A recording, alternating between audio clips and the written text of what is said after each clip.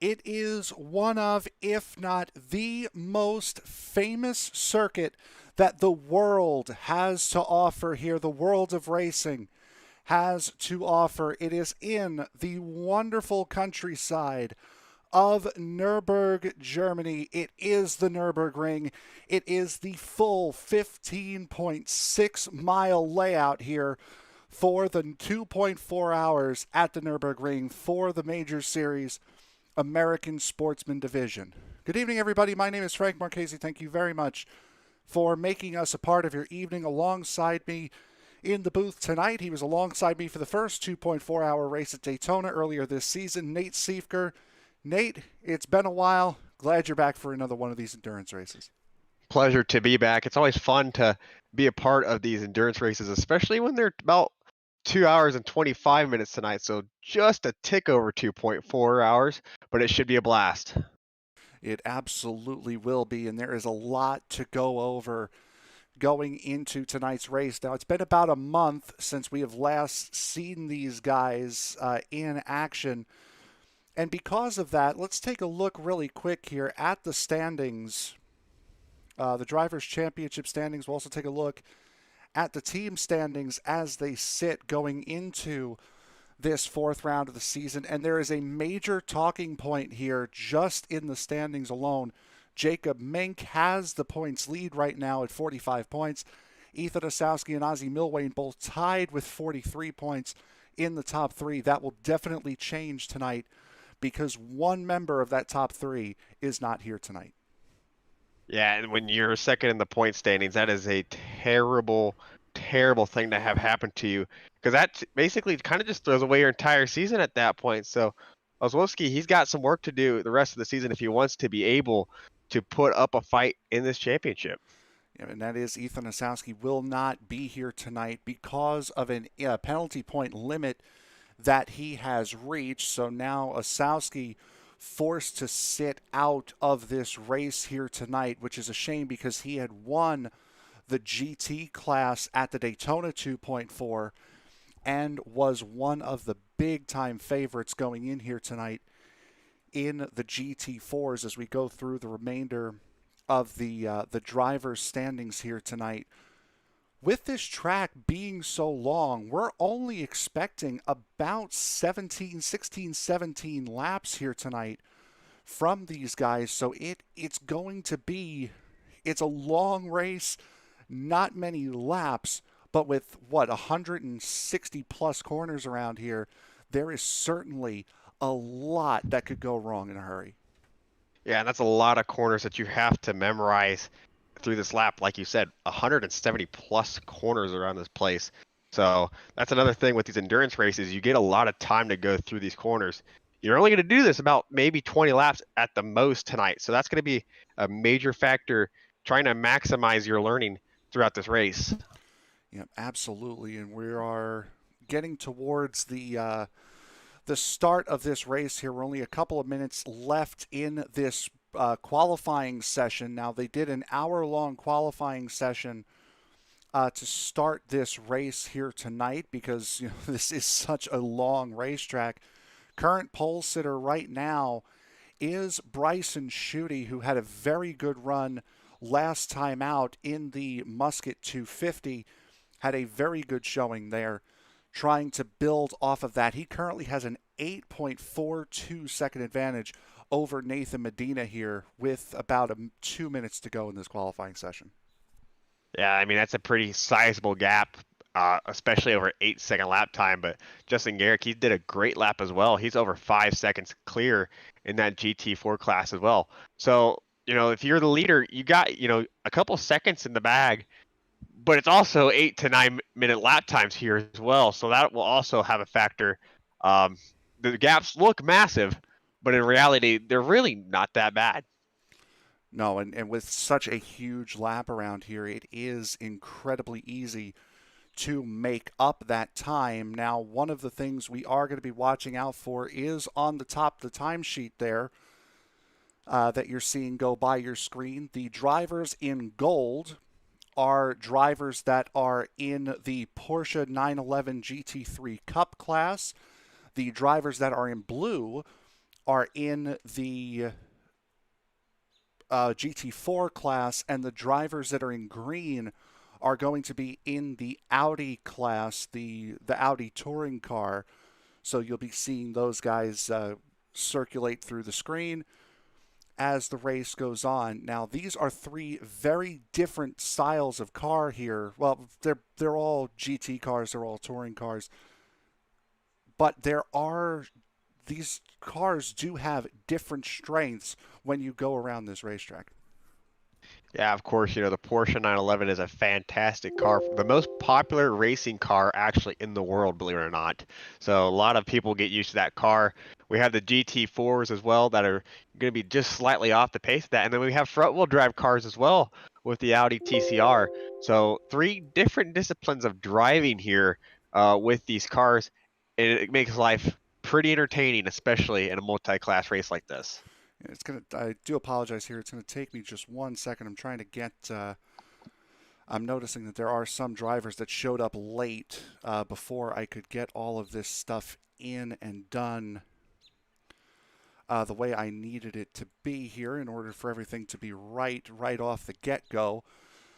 So just bear with me here for a second while I get some of these these guys who are not showing their proper colors in such position. But for right now, let's take a look at the grid here, the overall grid for tonight's race here. Bryson Schutte and Nathan Medina are going to be starting 1 and 2 here in the front row. Jacob Mink and Robert Covey will make up row 2. Row 3 will go to Chris Sherburne and Andy Spicer. Row 4 will go to Jason McSparron and Don Dolson. David Gargaro Jr. and Garrett Hulsey will make up row number 5. Row 6 going to Justin Garrick and Michael Lane. Brett Trosen and Richard McClure will make up row number 7. Last time out, the winner for the Musket 250, Maurice Gamillion and Michael Broomhead will make up row number 8. Robert Gamble and Spencer Todd in row 9. With Daniel Davis and Ernie Ludwig in row number 10. Ryan Schneider, he'll roll off 21st with Gregory Hectus in the 22nd position. John Casey will roll off 23rd with Ron McPherson alongside him in the 24th position. The GT4 class is closed off with Javier Perez Torres in 25th, Kyle Graham in 26th, and Joshua Mertz in the 27th position.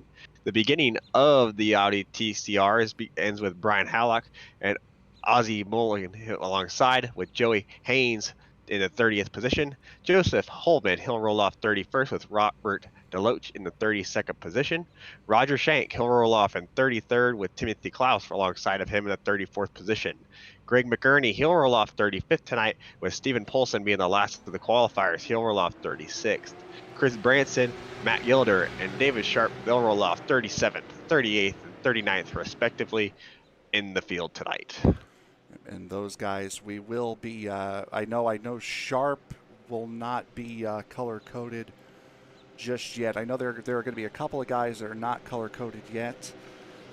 I tried to get that all in, but when they show up a little late, it's kind of hard for me to get everything right. So you're going to see, just as we saw in Daytona, we're going to see 3 different groups of cars taking off at 3 different times. So right now we're going to be watching the Porsche Cup group. Now, obviously, these guys are all going to be Porsches. The Porsche 911 GT3 Cup.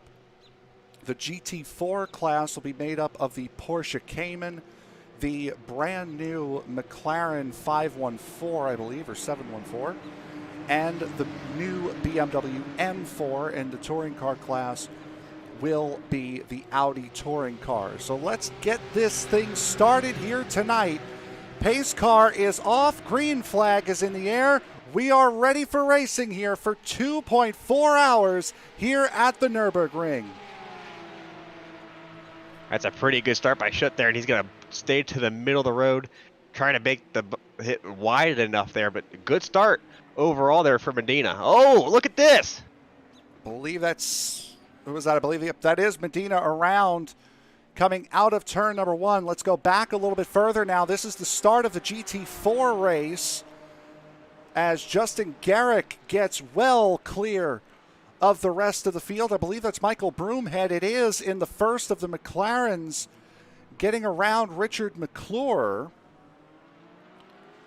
as everything looking pretty safe and okay there. Let's go back now a little bit further. Here is the start of the Audi portion of this race. Brian Halleck leading that after having such a good run back at New Hampshire last week, and everyone looking pretty good here at the start of the race. This is your overall leader so far, Bryson Schutte, as we are almost out of the Grand Prix circuit for the first time. And this is the part of the track, the Grand Prix circuit, most people can do more practice at because it's obviously shorter, but the Nurburgring is so massive that you get kind of an unrealistic representation of the track. So these guys are going to have some practice here. The beginning of the laps is honestly going to be practice for them.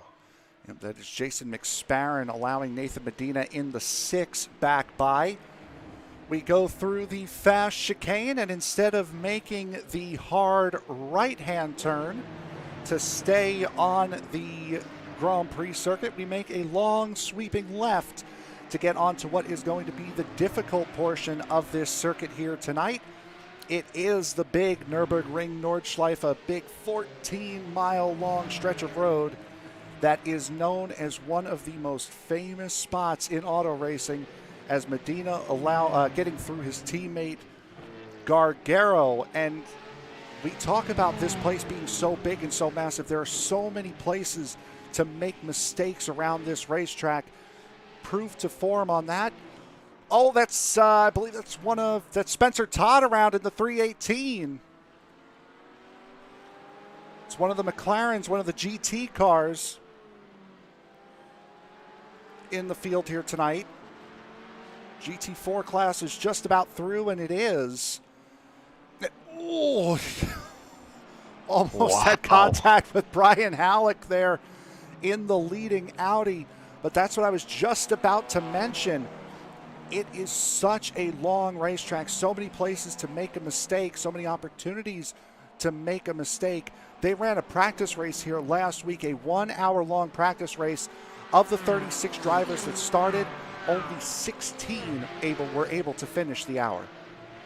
And now Spencer has the issue of trying to work through all that traffic. I mean, of course, he's in a faster car. We got another issue in the back with. It's Ernie Ludwig, and it looks like Brian Scrivener around there, both of them in Porsches. Oh, that's another big one right there. That's, that's one of the Audis, I think.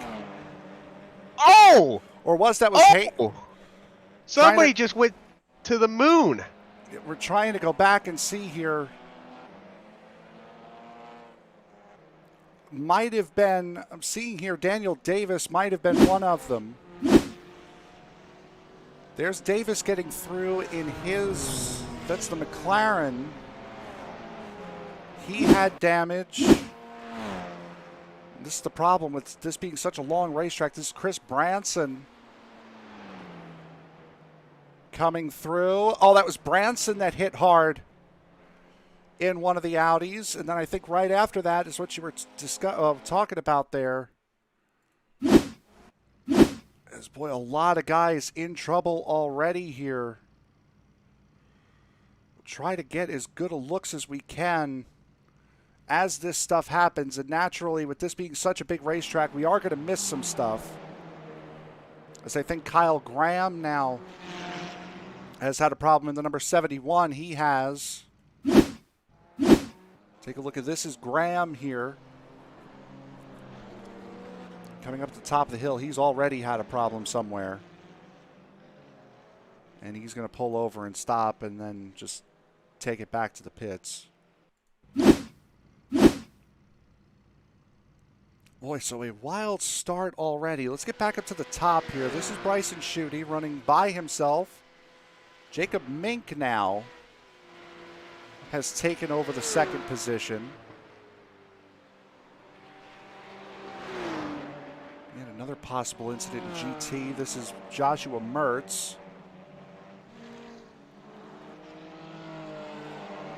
That BMW looks clean, I must say. Maybe just a little quick off, but he is certainly being hounded by Brian Halleck, the lead Audi. Yeah, and this is the issue with multi-class racing, especially if you have a lot of incidents in the first lap since everyone's so tight together. You get guys that really are out of position, and that's what's kind of happening here. Halleck is literally right on the tail end of this GT4 class, and it looks like he's outpacing them as well. Now there was some conversation over the course of the race, between races, that the Audis were quick in a straight line. They were a little bit better in the corners than the GT4s, but the GT4 cars had the advantage down the straightaways as compared to the GT3s. This is Justin Garrick, who I believe right now is the leading GT3, or the GT4, pardon me. Number 31 for high class. Oh, McSparron's off. Well, there is McSparron right there. We'll see what happened with McSparron by himself, and he's got a little bit of right front damage in the back end, just comes around, and he's got a little bit more. And that's a multi-minute tow, as there's another incident out of the carousel here. Take a look here. Do you want to call out who it is? It's John Casey. John Casey. We'll try to find him. Yep, there he is. Oh, one of the McLarens involved there. That's Casey coming out of the first carousel, so he's already looped it at this point. See if we can find. He was battling with Halleck, and yep, there he goes.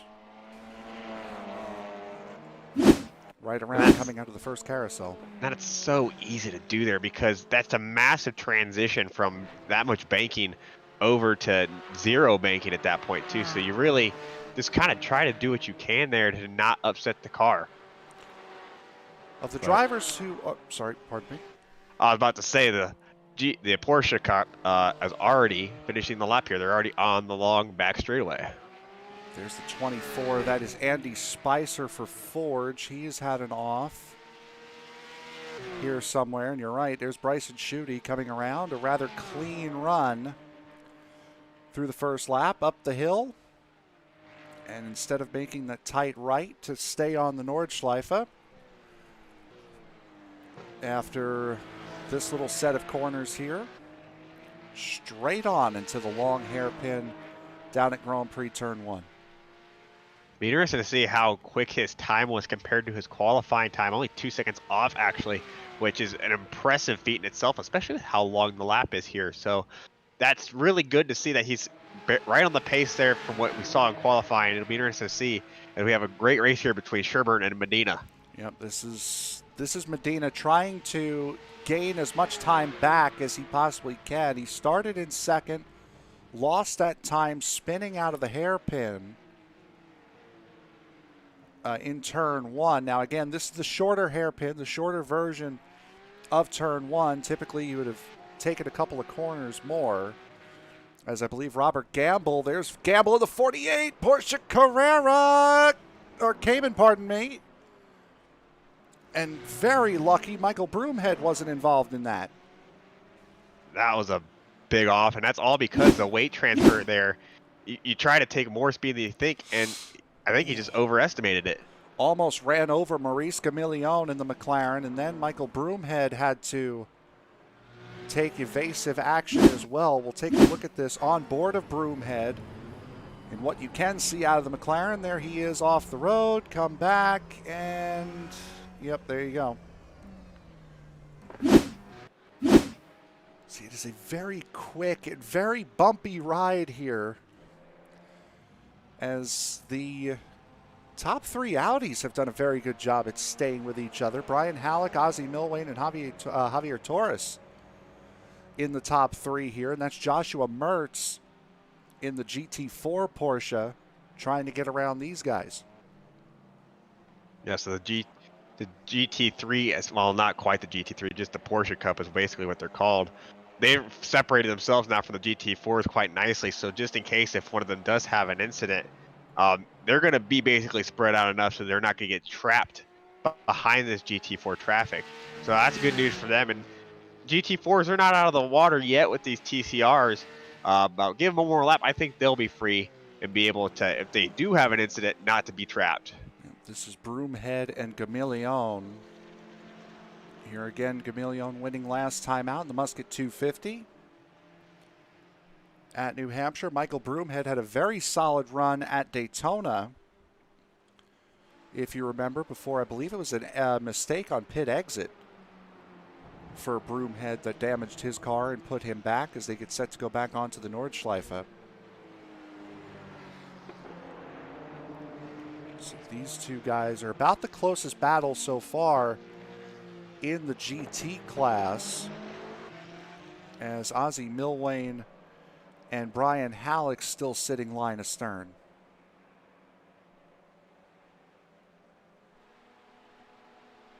Just going through the field here, this TCR battle for the lead is quite interesting with Halleck and Milwane.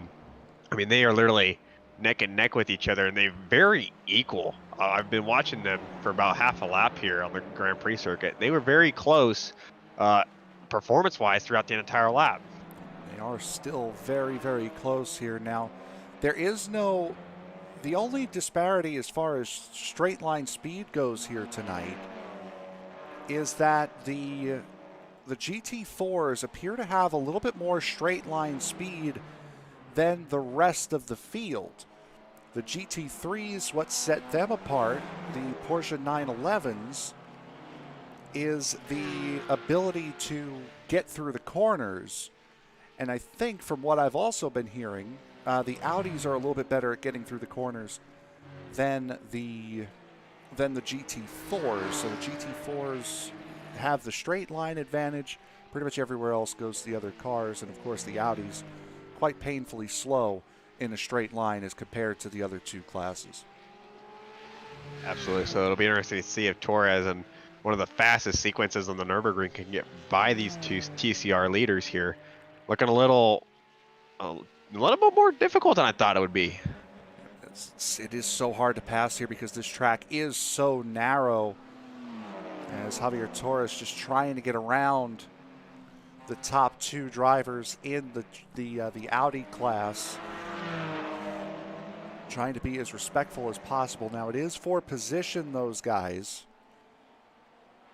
as you're seeing overall positions up at the top. Again, if you're just joining us, the drivers who are highlighted in gold are in the Porsche 911 Cup class. The drivers highlighted in blue are in the GT4 class, and the drivers highlighted in green are in the Audi class. And right now you are watching the battle for the Audi lead here in the opening 15 minutes of this 2.4-hour event. Man, it's already been 15 minutes? That's crazy, actually. It's only been 15 minutes. It's only been a lap and a half. I mean, we were through about 15 to 20 laps at this point last time around. And speaking of which, we are only expecting about 17 total laps here tonight. The expectation is Gargaro has an off, and Gargaro's car is that car is crab walking quite a bit here. It's gonna be quite a feat if he can get that back to the pits. Yeah, that's not how that car is supposed to look, ladies and gentlemen. Yeah, he has had an off. If he gets this back to the pits, I'll be very impressed because he's a long ways from home. Yes, he is. We are just, I mean, we're not too far away for the first carousel, and that's going to do it right there. Or maybe not. Is he going to will it?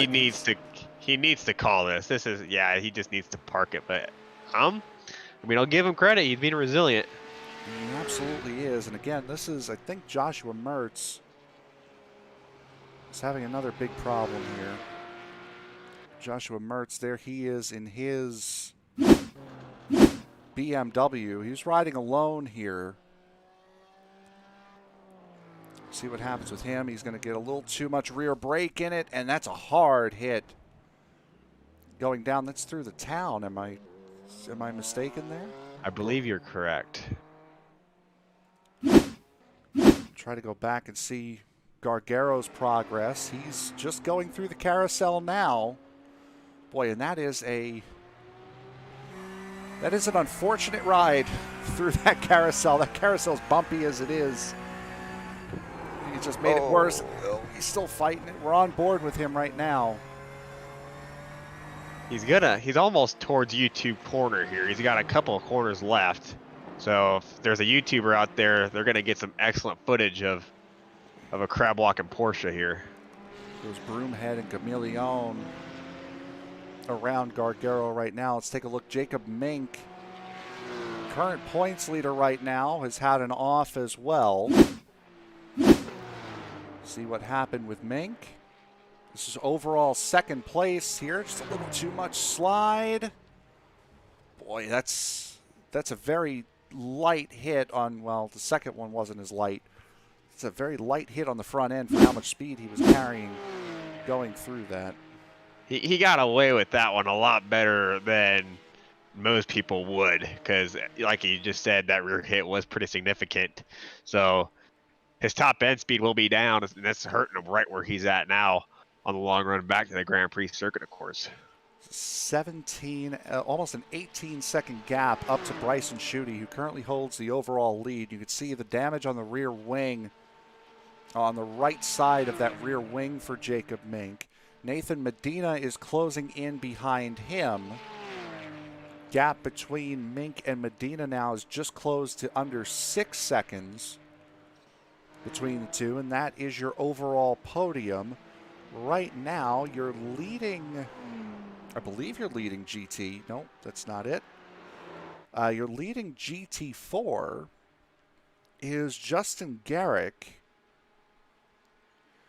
And Garrick is not that far off of Andy Spicer, who currently occupies the 6th position, and he has a nice 12-second buffer back to Michael Lane.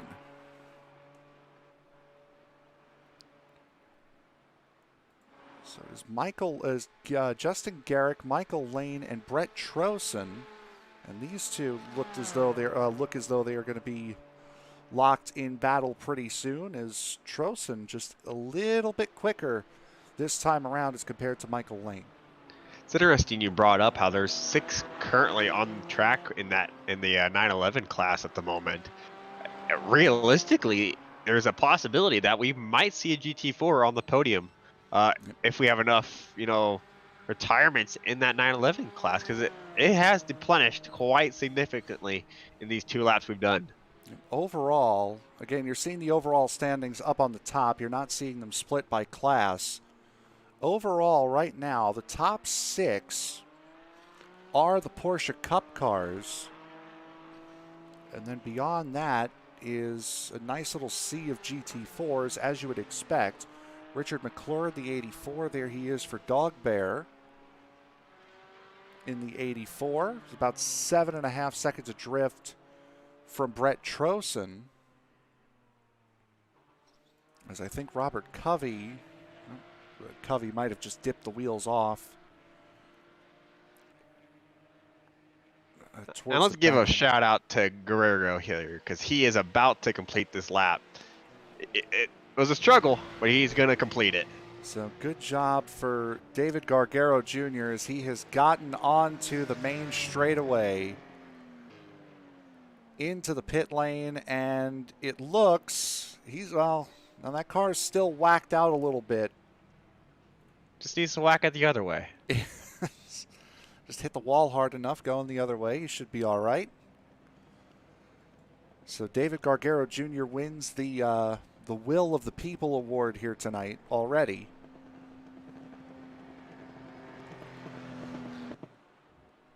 So Bryson Schutte right now currently sitting atop the overall board of the drivers that are showing up as black, have a black band up on the top overall. Garrett Halsey right now, who is running, I believe it is the 37th position, is a part of the Porsche Cup class. David Sharp is a part of the Audi class. Here's Sharp. And then Gregory Hectus is a part of the GT4 class, and hopefully once we get to a break, I can sort that out, and everything will be back to the way it's supposed to be. But right now, battle for the Audi class lead, and now Ozzie Milwane has taken over the Audi class lead away from Brian Halleck. Yeah, and these guys here that, like I just mentioned, there's not a huge power differential with these cars, so you really can't like get on the power quicker, especially the fact that it's a front-wheel drive vehicle as well. So the gaps do stay smaller. There's a reason why first through fifth is only 5.5 seconds apart.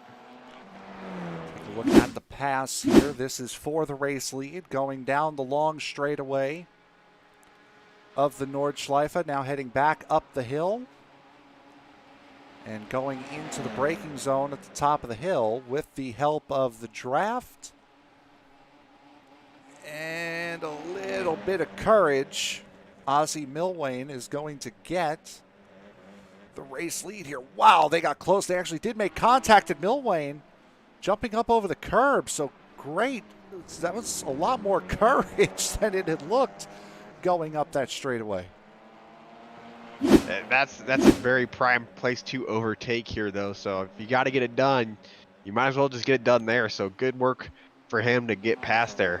But looking here just recently about the lap times, Garrick is running in that GT4 class. He's not that far off the pace of Andy Spicer that's at the rear end of this 911 class. And the same for Covey here. So Garrick is doing an excellent job in the GT4 class of even staying kind of close to the rear end of these 911s. There you see at least the lap time differential between Garrick and Spicer. Garrick, the leader of the GT4 class, as Nate had mentioned, and Spicer at the back end of the top six. A part of the Porsche class. And right now, it's pretty much smooth sailing for Garrick. He's got a 13.5-second lead right now over Michael Lane. And if you were looking for the dominant manufacturer here, it's Porsche 1 through 10. And that is split up between two classes. But Porsche 1 through 10, not too shabby for Porsche. Still a top 1 through 4 at the moment, though, if you include the GT4s, just them. So that's still pretty impressive, to say the least. The McLarens just don't quite seem like they have the pace. Now, Michael Broomhead right now is the leading McLaren in the number 54. We saw him on the opening lap. He was just behind Maurice Gamillion. He has now opened that up to a 5-second advantage, almost 6-second advantage over Maurice Gamillion in the 44. These are the top two sitting McLarens right now. The top sitting BMW, of which there are only two in this field, and if you are a BMW fan, well, there they both are, sitting in pit road damaged. Joshua Mertz Power and of Kyle German Graham. engineering. And I think, hold on, let's yep, so to anyone who is a big fan of irony, there you go. There's your graphic right there. As we go now back up to the race lead, Bryson Schutte. And what we're going to do now, just to get ourselves sorted here, we're going to take a quick break. We're going to be right back. We're almost at the 25-minute in mark here. 2 hours to go here at the 2.4 hours at the Nurburgring. You're watching the American Sportsman Division right here on ESPN. Don't go anywhere.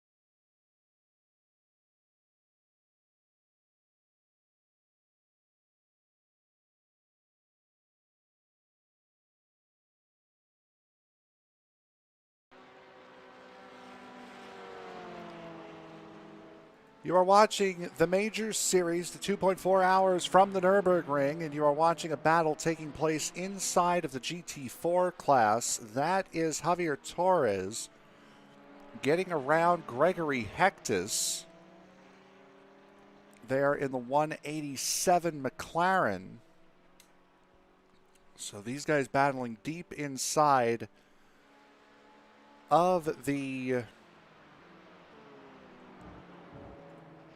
GT4 class.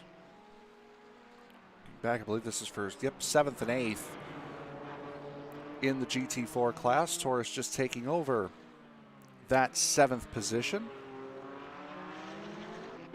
between these two drivers. Right now, Brian Halleck has retaken the lead in the Audi Spicer class. stopped on the track. Yep, we'll take a look. He's in the middle of the racetrack. Oh, yeah, wow. Yeah, that's... What? That's less than ideal there. The man for, I believe that's... let's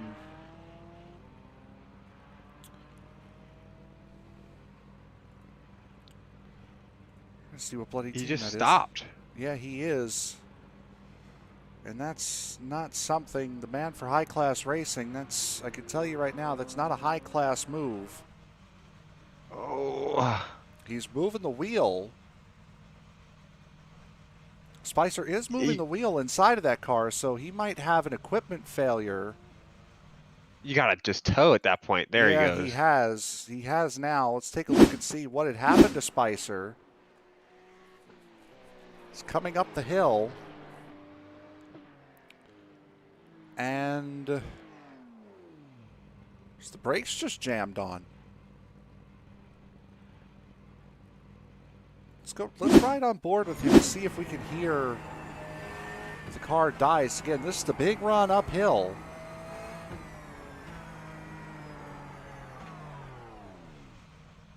Boy, and it just stops. Well, there's an intriguing turn of events right there for Spicer. So we'll go back. There is your overall race leader, Bryson Schutte. And Schutte right now not really in too much danger of much of anything right now, as he has quite a gap over Jacob Mink at the moment. That gap being right around 24 seconds. A little bit less than 24 seconds, a little bit more than 24 seconds, pardon me, between 1 and 2. And both of these guys running quite a good amount of lap times, to the point where now Jacob Mink has started to be able to run away from Nathan Medina out of the top of this field. And Bryson is just so smooth. I've been watching him on board for that entire section, and it is like butter how he's driving. It is so smooth, and that's important because he's keeping the tires under check. I mean, we talk about how long this track is. Tires from one lap to another, you can go through here and it feels all nice and dandy, and if you're hard on the tires, the next time you come through, they might be a total out of whack. You just attack the corner the wrong way. So him being really smooth with that wheel is doing him wonders at the moment.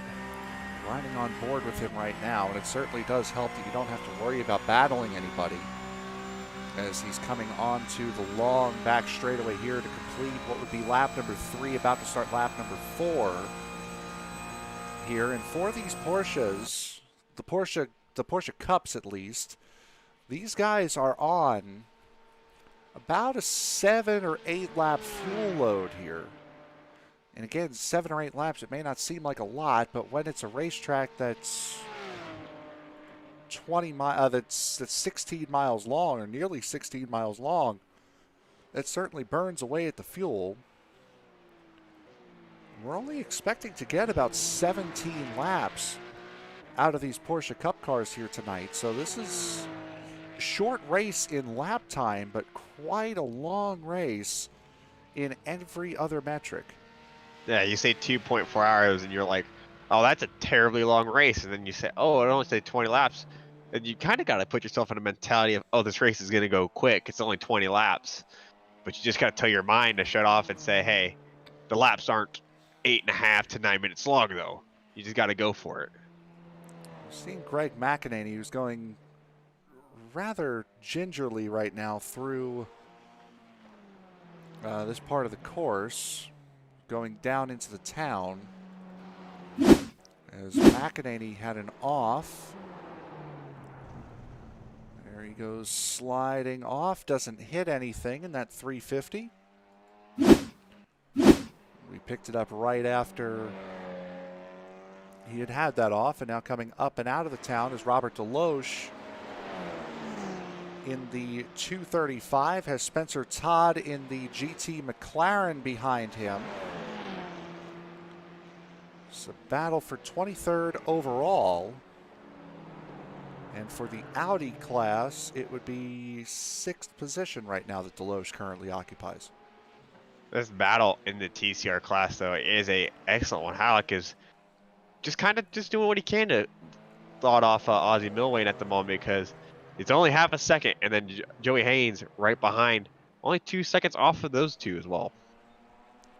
Joshua Mertz has emerged from pit lane after spending 19 minutes and 11 seconds in his pit box, currently running in the 34th position is the driver of the number 28 BMW, the first of the BMWs of the two that have taken part in the race here this evening.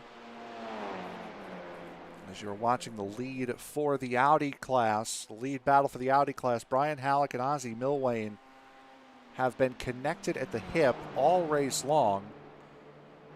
One quick little switch for this class lead, but other than that, it has not been anything crazy. So try to get this order back right here as Bryson Schutte now is about to come up across the bridge.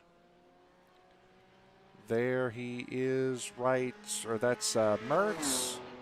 Or Schutte. I think Schutte's had an incident. He has. Bryson Schutte's gone off. And Schutte has damaged that Porsche big time. Oh. He is big time left hand down. That's even worse shape. And there goes Jacob Mink around him. So there is the race lead. And you're right, that is knocked out worse than what Gargaro's was. Boy, he had a big moment, did Bryson Schutte. See if we can catch what happened here. Boy, whatever happened to him, it happened a little bit before then. Take a look and see here.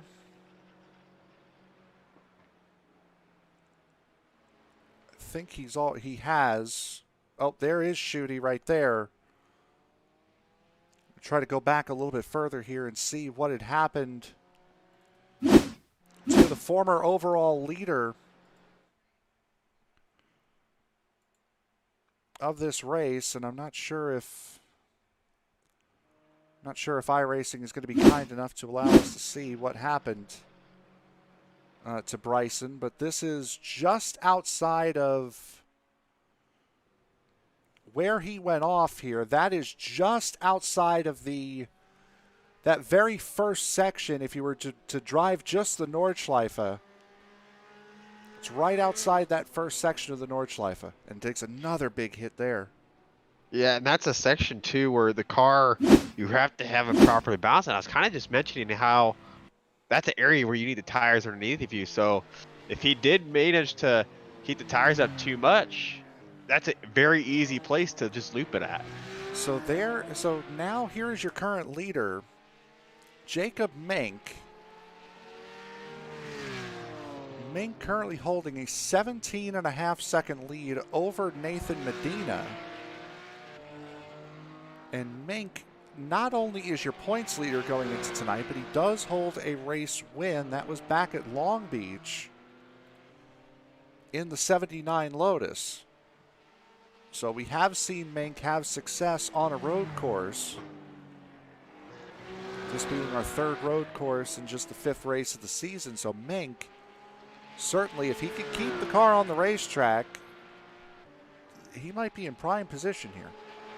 I mean, that's the number one thing, though. You have to keep the car on the racetrack, and they do not call this track the Green Hell for nothing. And we've seen it already. This track has claimed tons of victims in this race already. Be interesting to see as we continue on throughout this race if we're gonna see any incidents, just due to maybe just people over pushing and being overconfident once they get 9 or 10 laps in there. As Meek came very close to going off track there. It certainly did, as we're just 40 minutes into this race, and as you had mentioned, Nate, earlier on, if things keep going the way that they keep going, we might have a GT4 up on the overall podium. Well, there's Justin Garrick, currently sitting in the 4th position overall, leading that GT4 class and currently holding a 20.6 second lead back to Michael Lane.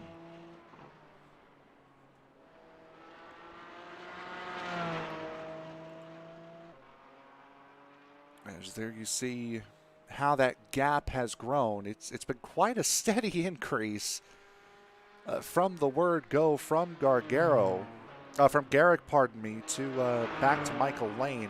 About 3.5 seconds a lap it has been every single time around this circuit, of which they've only done 4 complete laps. They're working on lap 5 right now. But Garrick appears to be by far and away the car to beat, but then again, we also thought Bryson Schutte was the car to beat in the Porsche class, and saw how that ended. Yeah, this is a place where you can't just have a basically just what's the word, like a coast lap where you kind of just shut off for a lap and let the tires cool down. You don't get that opportunity here. The only time you really get to breathe is the long backstretch going to the Grand Prix circuit. That's literally the only point where you're like, okay, take a drink of water, reset. That's the only place on this racetrack. So essentially, a lot of time that you have to be doing stuff. And it's made even worse when you're in a close battle, which is what the top 3 of the Audi class is in right now. This is 1, 2, and 3 for the Audis.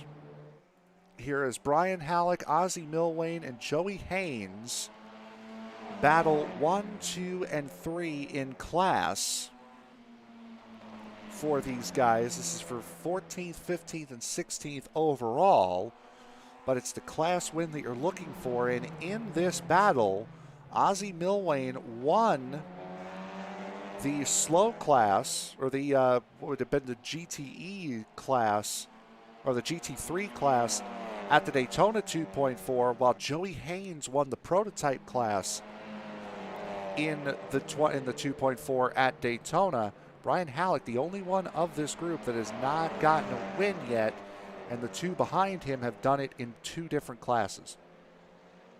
It's kind of like a Skip Barber race that you do on a big track where you just slipstream the entire time and you never get away. This is exactly what's happening at the moment. It's not, probably there might be a slight pace differential as we got Milway making a move on Halleck here. And it should be interesting to see, though, as the race progresses, if they break apart at all. And with this being by far and away the closest battle on the racetrack, this is what we're going to be watching for a vast majority of the next hour and 40 minutes, as Milwane just plants his foot to the floor and is able to get around Halleck on the outside, as now 1 and 2 have swapped positions in the Audi class, and it appears as though Halleck under fire from Joey Haynes as well.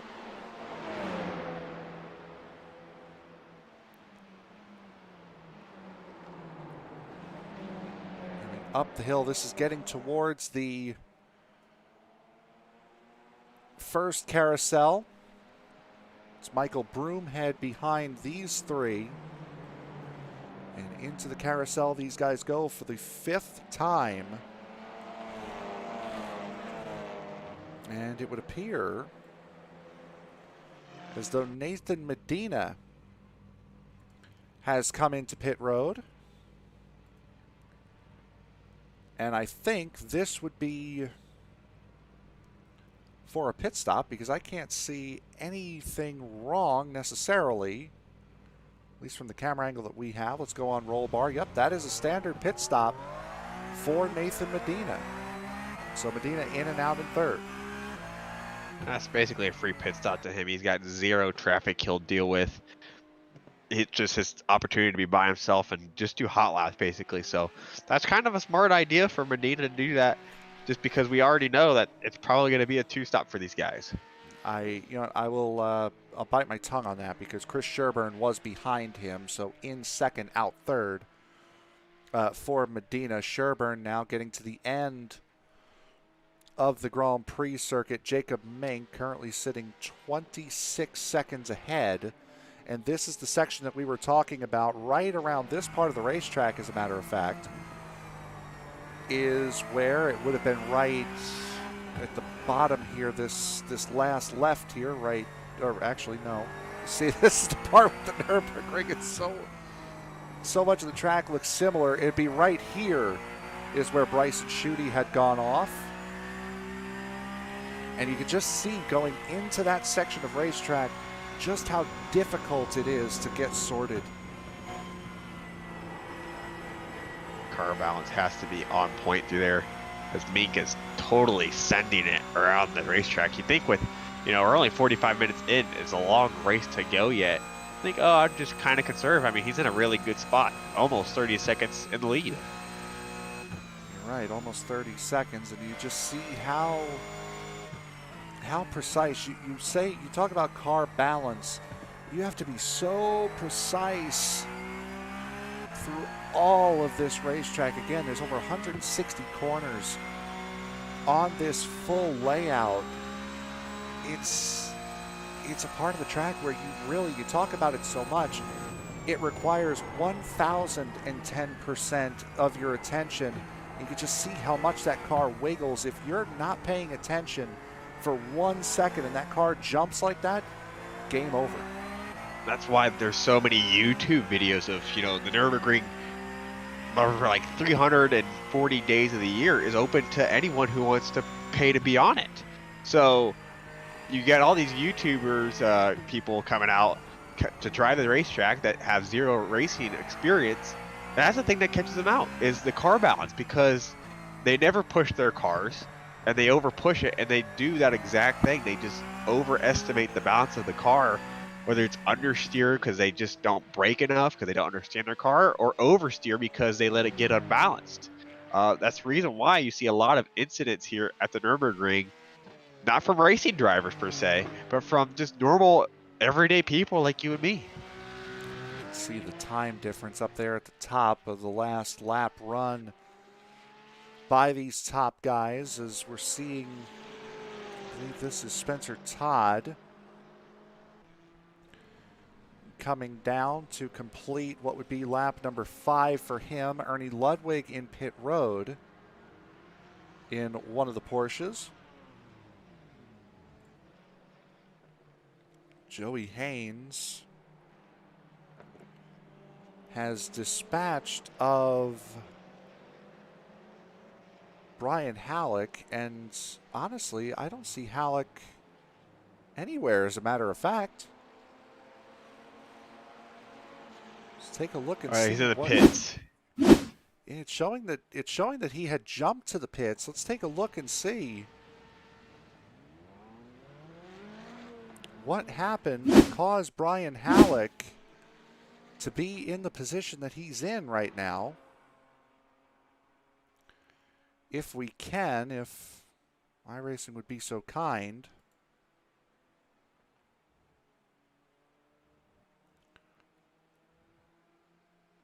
Is to allow us, and he's got damage on the front end of that Audi, so something certainly happened to him. So unfortunately, iRacing will not playing ball enough to let us see. There's still a very good battle, though, for that lead of that TCR class, although they're now teammates with just Milwain and Haynes. But you got to think, this is the point of the race where, we're almost an hour in. You got to just finish the race, especially if you're one of these guys. So you kind of just have to say, all right, I'm just going to follow you around the racetrack. We're going to do laps, and then we'll race for the last 15 to 20 minutes at that point. We are at the 50-minute mark here, 50 minutes into this race. Another little battle, or at least what I thought was a little bit of a battle. Roger Shank, currently now sitting on the podium in that Audi class. In the number 950, Joseph Holman, saw him coming into frame. There is Holman in the 999. Currently sitting fourth. Fifth in class is Robert Deloche. He is just getting onto the Nordschleife circuit here. And David Sharp, who is also just getting onto the Nordschleife circuit. Currently running in sixth position in class, and that would leave Jacob Menk still out in front. He is getting closer and closer to completing this, what would be his fifth lap of the event. Just think, we've been racing, that's such a rough ride through there. We've been racing for 51 minutes at this point. You're only working lap number 6. Oh, When you cross the line, watch it. Able to save it is Mink. Medina did have an off as well. It's been about 30 seconds at least since it's happened. But he's in pit road. We'll take a look here. This is Brett Trosen. Brett Trosen in one of the Caymans, and boy, just took that curb a little too hard. The Dog Bear of 944 was running third in the GT4 class. And then I think Medina is going to greet. No, Medina's gone off before that.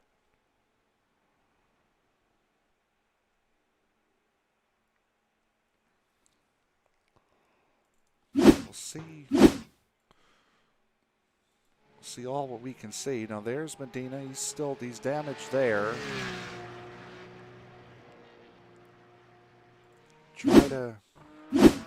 Trying to see what we can see here with Medina. Boy, and this is, I apologize for jumping through. We're looking for Andy Spicer here in the 24. Now we've seen what happened to him. Spinning off at the the Grand Prix circuit. No real harm, no foul there. David Gargaro Jr. has had another big moment. There he is in the 42. Going down into turn 1. And goes straight on, loses the back end, and stops just before he hits the gravel trap. And you're caught up with pretty much everything we've seen so far. A lot of incidents towards the end of these runs here. We're talking the pit stop windows are going to start opening up here since we've almost, are approaching the hour mark here. So these guys are going to start thinking about pit stops. These guys have been running on these tires since then as well. You got to think of the fatigue because like you mentioned, they've had a practice race that lasted an hour. Now they got to do an extra 85 minutes on top of that hour that they did earlier. So you got to think, when's the mental fatigue going to set in for some of these guys, because it will become a factor. Yeah, they're certainly doing a very good job of it.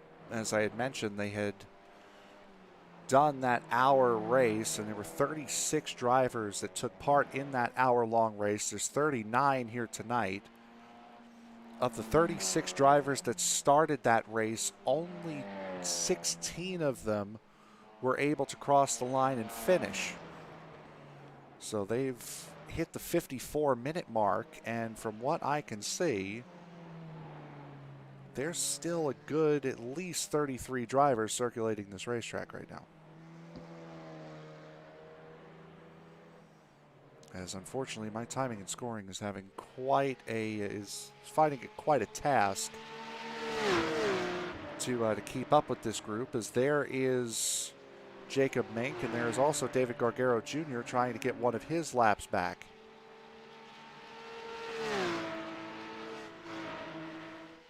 Gargaro Jr. running currently in the 36th position overall. There he is, just flashing up. Right behind Jacob Mink.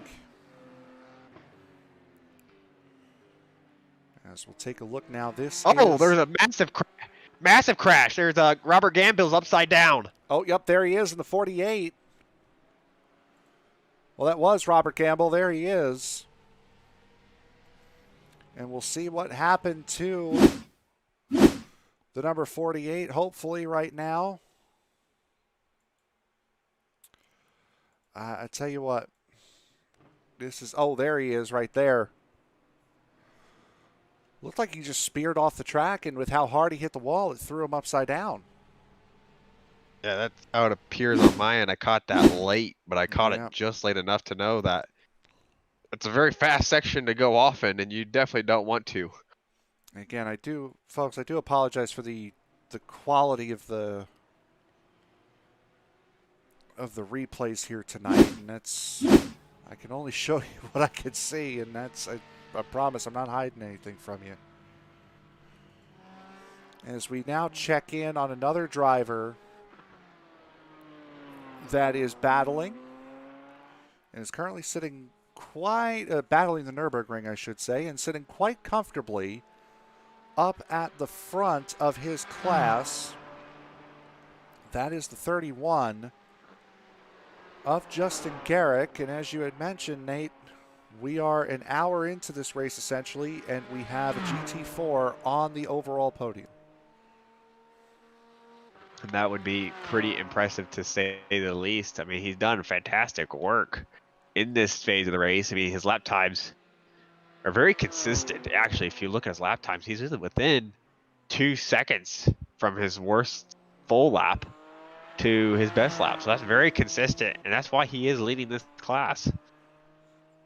Absolutely, and he's done a fantastic job of it. There's the gap. The gap between him and Michael Lane currently sits at 30 seconds between high class and sector 5 up at the top of this field. As Lane working with his own 30-second gap back to Richard McClure.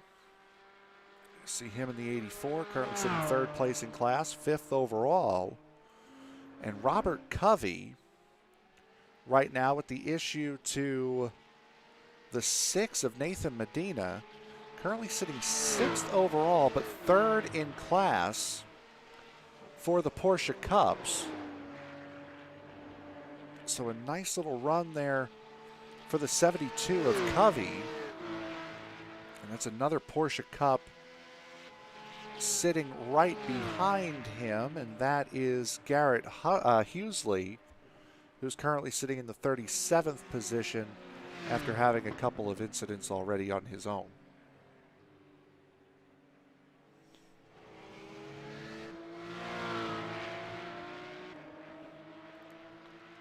So as we continue to work. Tell you what.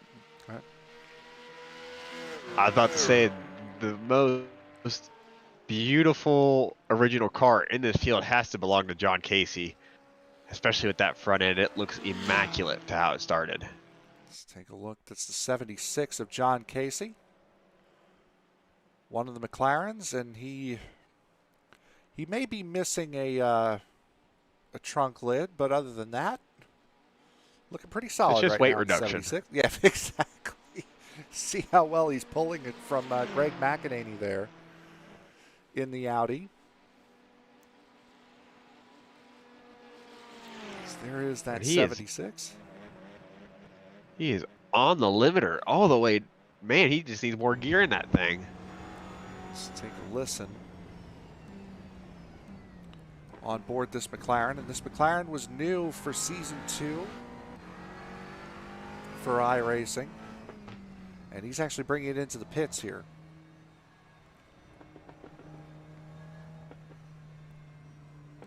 So that will be a pit stop for John Casey in the 76. We see now we're expecting Jacob Mink, who is about to get onto the long straightaway. We're expecting Jacob Mink to either come in this time or next time. And the fun part is we'd be able to take a commercial break and not miss anything as far as him coming into pit road if he doesn't come in this time. So he's on that long straightaway now. And the nice thing too, you have all that time to basically make sure, all right, I need this much fuel in the car. If I need to make any adjustments, I can do this to it. You know, take a drink of water, have a nice snack, maybe get a little tan while you're at it. I mean, you get plenty of time to do all that stuff on this long straightaway.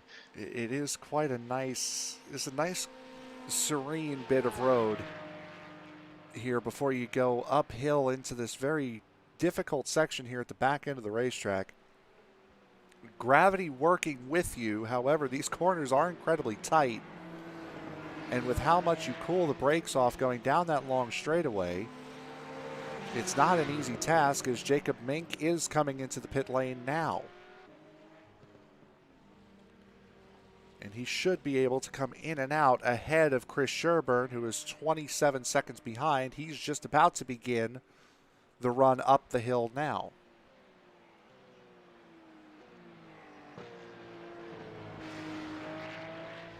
Sherburne, who's done a fine job here tonight. And Sherburne's going to bring it in as well. A lot more aggressive into pit road than Mink was. And again, there are the yellow lines that start the pit road entry. So you take it as aggressive as you want. But right now, 1 and 2 overall. Currently in pit road. And then here's Justin Garrick, who is not yet hit that long straightaway.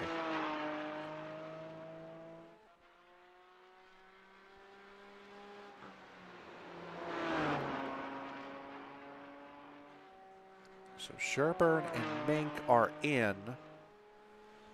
Let's see what happens here with Garrick. Well, he's down this long straightaway. There's 1 and 2 overall in the race right there on your screen right now. Let's take a look and see how long these guys have been in the lane for.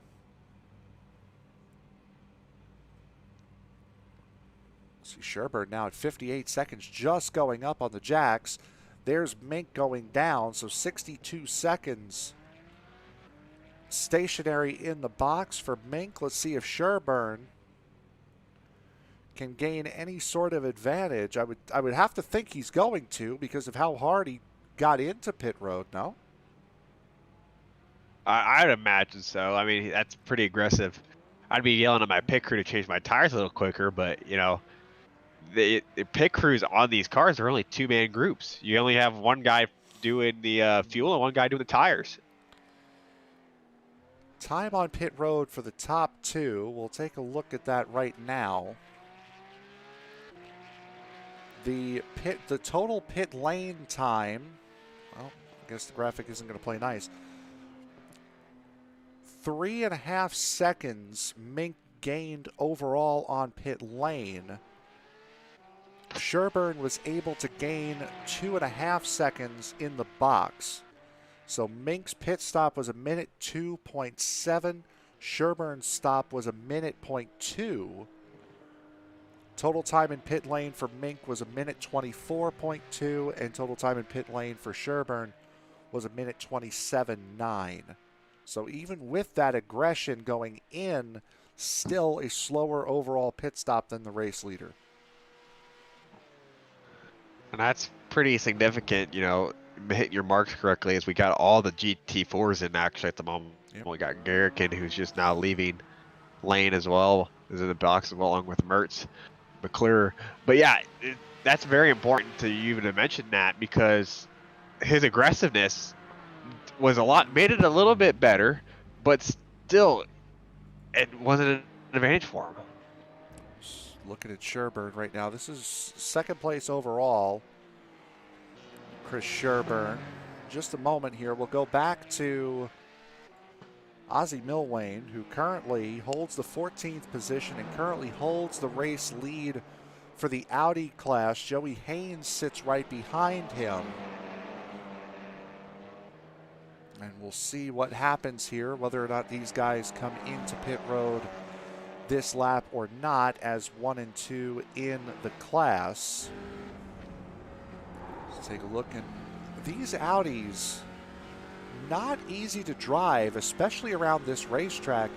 Front wheel drive, not necessarily something you'd be looking for on a track like this. However, through the slow corners, it certainly is quite a help. But when you're trying to power out of a tight corner and trying to get a run down the straightaway, not what you'd be looking for. Yeah, you got to rewire your entire brain to drive that car. But we're side by side in the TCR class until it looks like Haynes is like, I don't need to fight my teammate yet. So, but yeah, you're right. You got to rewire your entire brain to drive a front wheel drive car compared to a rear wheel drive car, because the second you hit the throttle, you're inducing understeer, not oversteer. So you kind of have to learn to drive this car, have an entirely different driving style. Some people might not be very good in, a rear wheel drive car, but be excellent in a TCR.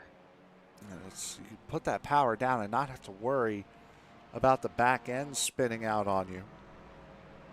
As we see Javier Torres coming out of pit road, Don Dolson in his pit box, Jason McSparron working his way into his pit box in the 119.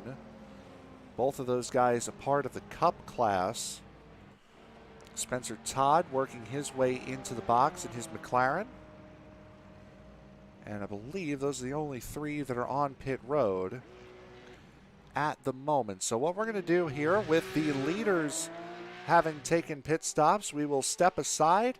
You are watching the 2.4 hours of the Nurburgring here on ESPN. Do not go anywhere. We'll be back right after this.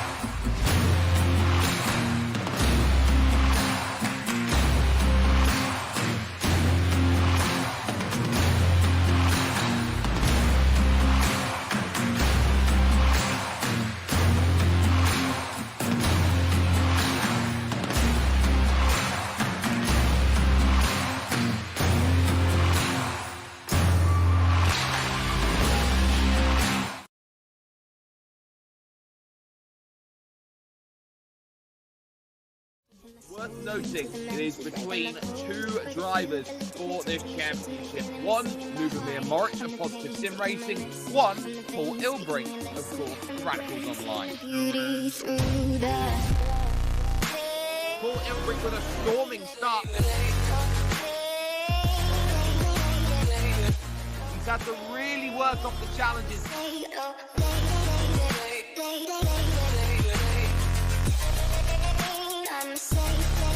Ilbrink, pardon me. Ilbrink is off. The battle will rage.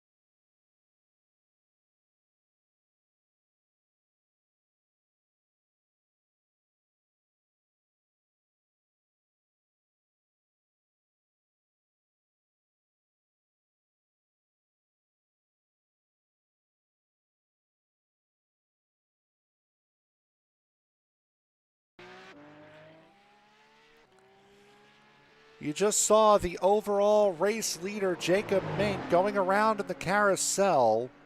And just before that, he also had this incident. Little bit of a jump over the curb and a hard slap of the wall on the right side. So now once again, the overall race leader running into a world of trouble. And that has opened the door for this man, Chris Sherburne, who has closed that gap because of those two incidents, has closed the gap from nearly 30 seconds to nearly 10, coming down to finish lap number 8 here at the Nurburgring. It has been one wild race here tonight as we near the halfway point. We're 2 minutes away from halfway through this event tonight. And this is the part of the race where the mental fatigue has now fully kicked in for some of these guys, because that's just a mental mistake there for a Meek there. When you do so many laps around a place, you know which curbs you can hit, which curbs you cannot hit, and you know usually that's a curb you don't touch there because that unsettles the car incredibly. So I mean, every time I've hit that curb with any car, I've spun out, and that's just one of those cases where the mental fatigue probably kicked in, and he just ended up slapping the wall really hard. Yeah, he certainly did, enough to send him into pit road, and that will now give Chris Sherburne the overall lead of the race. Robert Covey right now in the number 72. We had just talked about him being overall sixth, is now seated in overall third after the GT4 pit stops. So now we'll see how long Mink has to sit in pit road to repair that car. I'm assuming it's going to be quite some time. There is Justin Garrick, who currently holds the lead of the race for the GT4s.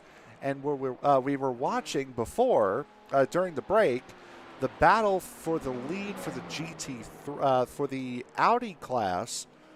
This battle has simmered down with Javier Torres going around both of these guys. That has opened the door. Ozzie Milway now with a 3.7 second lead over Joey Haynes. Wouldn't it be something if we saw the fastest class not win the race? Because Garrick is, not that far away from being in second place either. No, he absolutely is not. Justin Garrick, we'll see what he puts down this lap. Justin Garrick this time around puts down a 10-minute 06. He had to have hit traffic somewhere. I think this is his first lap after his pit stop, so. Oh, yes, you're right. So he's currently sitting 9 seconds behind Robert Covey. Now, Covey last time around did an 8-minute 46.07, which is still about 6 seconds quicker than Justin Garrick's best time. So while Garrick is incredibly quick, certainly not up to the pace, at least of the top two Porsche Cup cars. It almost seems like that Porsche is very finicky. Like, it has very weird instability issues. It just decides to do something entirely different than what some of these guys are expecting. Because if I had to guess, maybe Mink had more grip than he thought. I mean, you have to realize they just came out of the pits 1 or 2 laps ago. Maybe they just realized, okay, I got all this grip, I'll use it, and just use too much of it. That could certainly be it, as we'll look now through the top 5 overall. That is the lap they came into pit. Now, Covey came into pit on lap 4, while Bryson Schutte came in on lap 5, and there is Schutte going around the 71. That is... Get through my timing thing. I think I'm scrolling too fast. I keep scrolling over him. That's the 71 of Kyle Graham, one of the 2 BMWs in the race here tonight. And remember, Schutte had that big moment early on, had the big wreck from that race lead. So Schutte working with another car as compared to the one he started the race in. and has got himself right back onto a podium position in the Cup class. Honestly, he might get to second place, though, and actually take away that third place overall from Garrick at least, because he does have, we mentioned earlier, how on the pace he was. I mean, he was the pole sitter, of course. He has the fastest lap of the race with the 8:32.1. So he does have the pace in order to catch him, but you also got to think, we're only 70 minutes away now from finishing this race. How much time does he have on his calendar yet? He is going to have to make one more pit stop, much in the same way everybody else is going to have to make one more pit stop. And we're getting through the portion of the racetrack right now where he had his incident earlier on, back on lap 5. As he is currently working lap 9 now. Right here is where he would have went off. Going up this hill, and this is... You could kind of take a break here, kind of rest, but coming up over the crest of this hill, oh, wait a minute, there's a kink here. We got to really back it down because these cars do like to push. Yeah, I was about to say, that's one of the most hair-raising corners in all of iRacing. I wouldn't be really relaxed if I went through it because, you know, that's the area, if you remember, I'd say probably 8 years ago now, that Nissan GTR took off and flew into that embankment there on the end of the track. So you get really light there, makes your car super loose, and if you put any input into it before you reload the car back, very easy to just loop it around. It certainly is. As we'll go back, this is an overall position change, not a class position change, as Gregory Hectus in the 187 McLaren has just overtaken Joey Haynes, who currently occupies the second position in the Audi class. The Audi class, that's right. Haynes still has about a 13-second gap back to Roger Shank. There is Shank right there in the 950. And Shank not that far away from getting passed by Joshua Mertz, who sits behind him on track. So for the first time, really, this Audi class has really broken apart, and it's Ozzie Milwane who's the benefactor, even though Haynes, actually he is starting to pull away from Haynes quite a bit. We saw the last time we had checked on that gap, it was about 3.7 seconds. It's now up to 4.3. I love how we're talking a lot about breaking away when it's only a 4-second gap when our other gaps are a lot longer. That's how much we expect this class to be together with each other. So kudos to the class because it's given us really great expectations for it. But, you know, 4-second gap, an hour into this race, actually an hour plus into this race, it's pretty tight still. 4 seconds now exactly the gap as Haynes is going through that. I don't necessarily want to call it a hairpin. But it is a 4.1 second gap between Haynes and Milwane. That's the gap between first and second in the Audi class. The GT4 class has a 44-second gap, a 45-second gap between Justin Garrick and Michael Lane, and Chris Sherburne and Robert Covey. They are separated by about 10 seconds. So it's quite a gap as Sherburne getting stuck behind, I believe that was your 76 there, of John Casey. Schutte is doing driving the exact same way he did before his off that he had. Very smooth, very meticulous, and he has gained quite a significant chunk of change this lap in relation to Covey and Garrick there. Only 42 seconds away from catching our GT4 leader. When they started the lap, we were about a minute apart. So he's doing what he needs to do to get back to second place overall in this race at the moment. Yep. Schutte and Covey are separated by 41 seconds. And I was wrong. Only by a slight margin was I wrong on the gap between first and second. First Sherburne, second Covey. Yeah, it's a minute 23. Is the gap between first and second overall. So yeah, I might have been a little ambitious just there a tad. with the gap. Yeah, exactly. Ken Garrick Schutte has gotten around Michael Lane, as you had mentioned, so that's 4th overall for him. Lane still currently sitting 2nd overall, has a good 32 seconds back to Richard McClure. And Michael Lane is another one we haven't really talked about here much tonight. Lane he may not have the fastest Porsche Carrera, Cayman, sorry. May not have the fastest Porsche Cayman on the track, but certainly has kept that car on the circuit. And in iRacing, in road course racing, that's more than half the battle, really.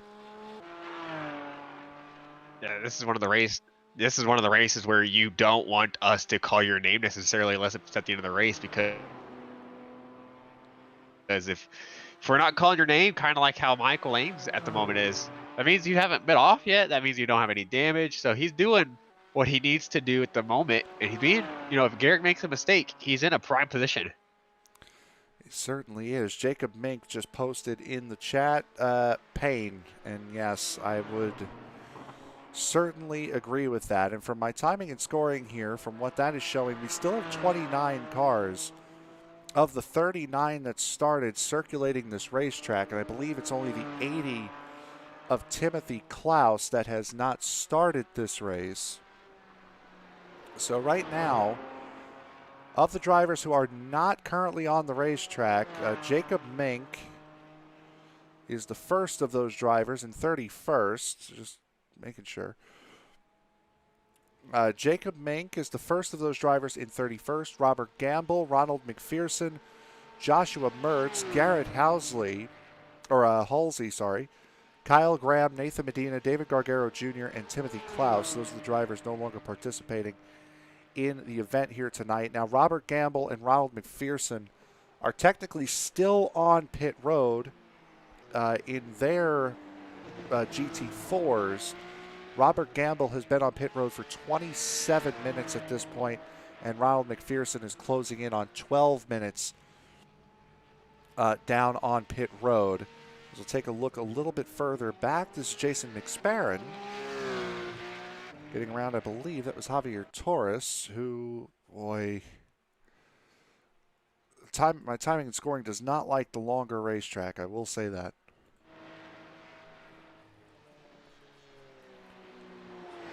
Taking a look once again up at Sherburne, and Covey has pulled in about 2 seconds on Sherburne this lap. This racetrack is hard enough, but spare a thought for the guys that were caught up in incidents on the first lap that are still circulating here. Trying to complete the race as long as you can.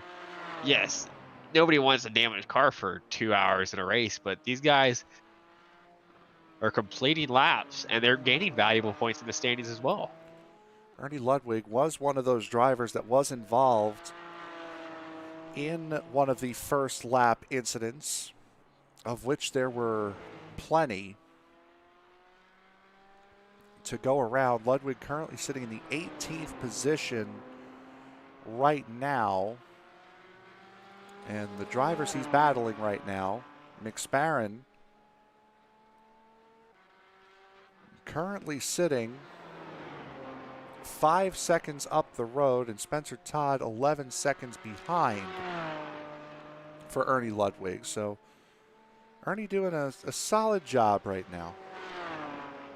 Yeah, it's a solid recovery work for him because, like I just mentioned, one of the people caught up in that first lap incident at a very tricky point in the racetrack. He had to let all the TCRs by. So he's had to go through that traffic, and he's still working through it, actually. So he's done a fantastic job, Ernie has, so as he goes through the second carousel here. So kudos to Ernie. He's earned his position. He's in this race. Maybe he can make up 1 or 2 more spots here. We have just over an hour to go yet. He's certainly going to make up 1, as Jason McSparren right here in the 119 has had an off. Take a look and see what happened to McSparren. Just dips the left sides onto the grass. Can't slow it down because it's like driving on ice in iRacing. And away he goes, essentially after a wall ride. As now we're seeing action in pit road. These are the top cars for the Audis coming in. Joey Haynes, Ozzie Milwane, Roger Shank, 1, 2, and 3 in the Audi class are into pit road now. Joseph Holman right now would inherit the race lead if he were not coming in the 133s, the 999, pardon me.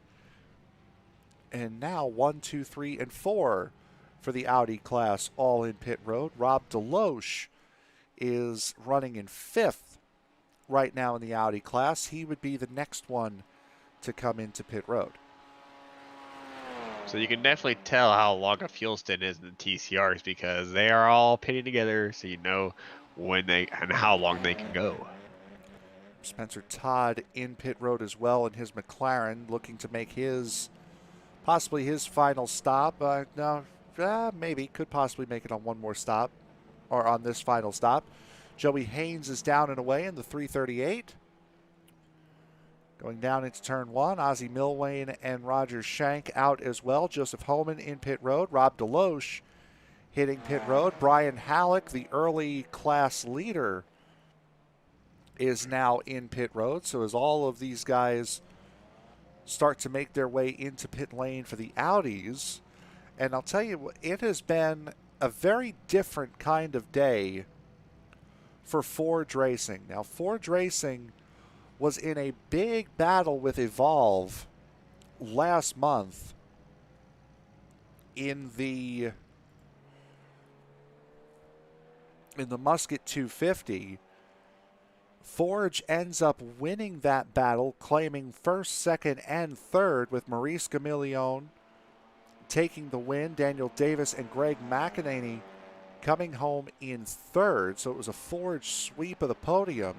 Maurice Gamillion right now doing the best of the Forge Racing drivers, and with him being in the GT4 class, certainly leading the way. Currently sitting 9th overall, and 1, 2, 3, 4, 5, 6th in class. Probably could have done that a different way.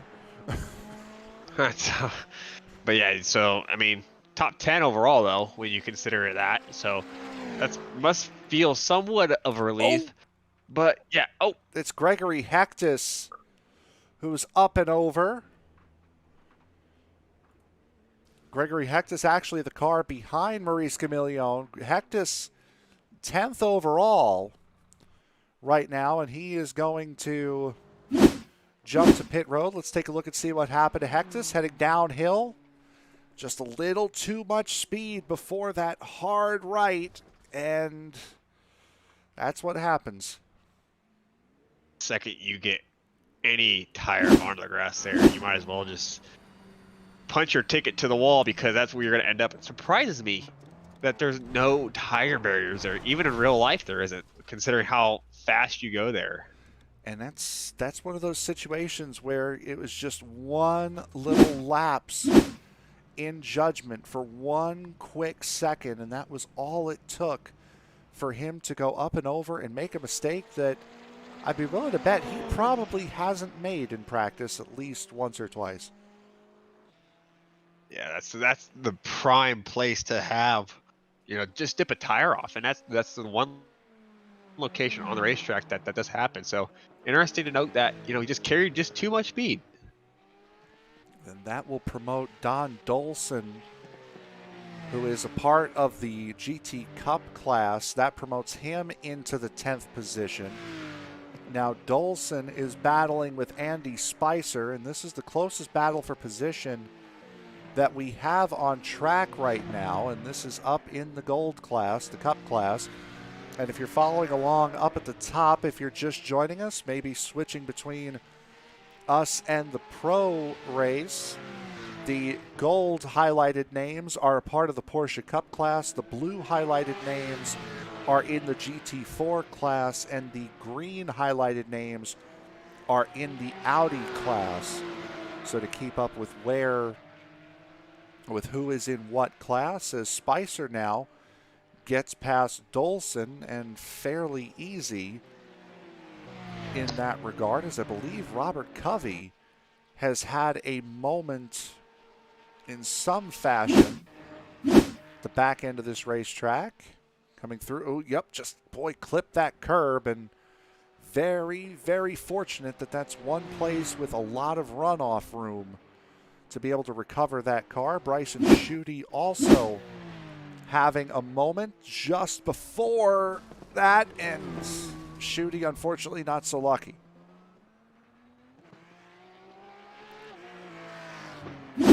Might still have the car straight though, which I think will be a big advantage and a big sigh of relief for him at least. So 2 and 3 both having issues, and Schutte is still not done having issues. Yeah, and he's already, been in the wars tonight, so He's towed out again. he's gonna get this car. Yeah, he's towed out again. This car it's done up for again, so he's already repaired that car quite a bit, but he's in the exact same predicament as he was last time. I think he's just towed the other way out. Yep, and that's what he needed last time, was to just Yeah, hit he the wall needed to hard just on the other side. Exactly.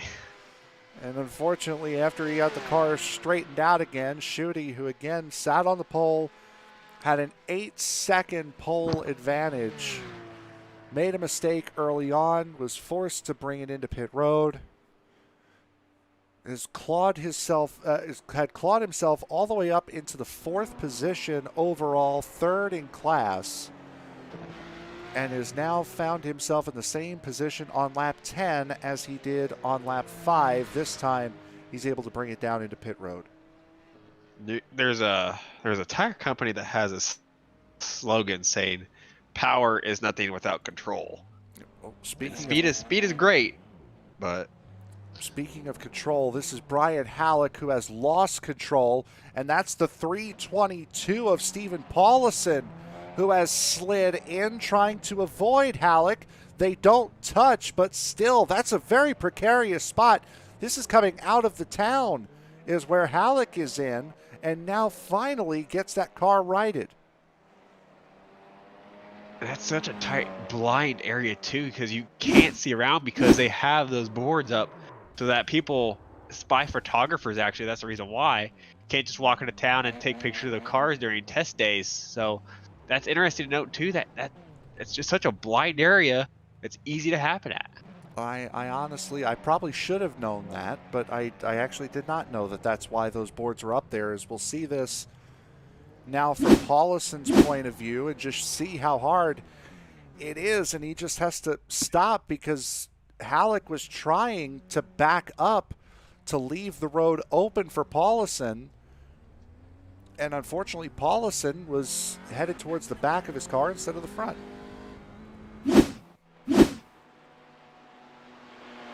So both those guys getting away with rather light incidents there. And again, for Halleck, this is a big change for him because he at one point was the leader of this race for this Audi class, and now that goes to Joey Haynes in the 338. Ozzie Milwane currently sitting 10.5 seconds behind. They were the other way around, weren't they? I believe so. So something has happened somewhere to Ozzie Milwane that has forced him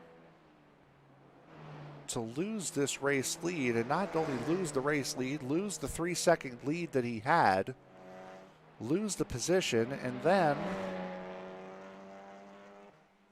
completely lose everything. Lose another 10.5. Trying to go find it, I can't see it. This is a little ways ago. This is Joey Haynes trying to find where he allegedly passes Ozzie Milwane in this replay. Otherwise, I wouldn't have pressed it. Let's see if. Maybe go back a little bit further here. Let's see if we can see anything. Oh, Milwane slid off. And of course, the wonderful replay mechanic did not allow us to see it. So Milwane had a slide, and that is why he is no longer in the lead. of the class and is actually catching up to Joey Haynes quite a bit here. Still a 10-second gap, but it is closing down between the 338 and the 114. You have to think, speaking of another leader, Sherburne, who's over about 40 seconds ahead here. Actually, more than that. 85 seconds, if you want to be exact. So it's a good minute that's 20. just a good chunk of change around the racetrack. So, that battle for him is comfortable, but we said people are comfortable and they've had offs, especially in that 911. And if you're looking back, you're trying to find Robert Covey. Covey had an off quite a ways back. And because of that off, Robert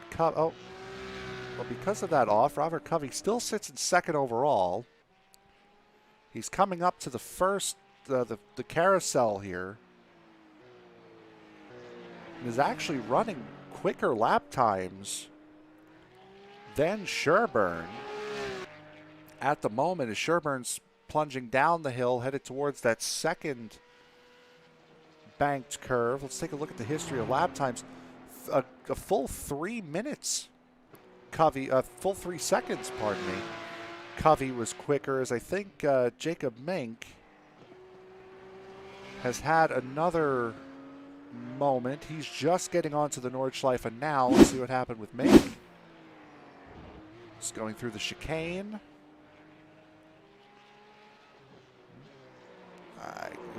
Slide on to the Nordschleife. There you go. That's how you do it in style. Is now Justin Garrick. I believe Garrick has gotten around Covey now. Or is that... No, I think that's my timing and scoring fooling with me. So the top three are still Sherburne, Covey, and Garrick. I know that for a fact. And then Michael Lane, currently sitting in the 4th position overall, 2nd in the GT4 class.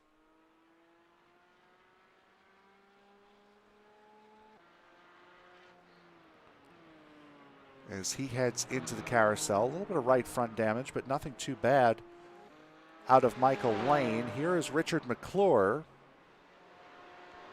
who is still working his way uphill towards the carousel.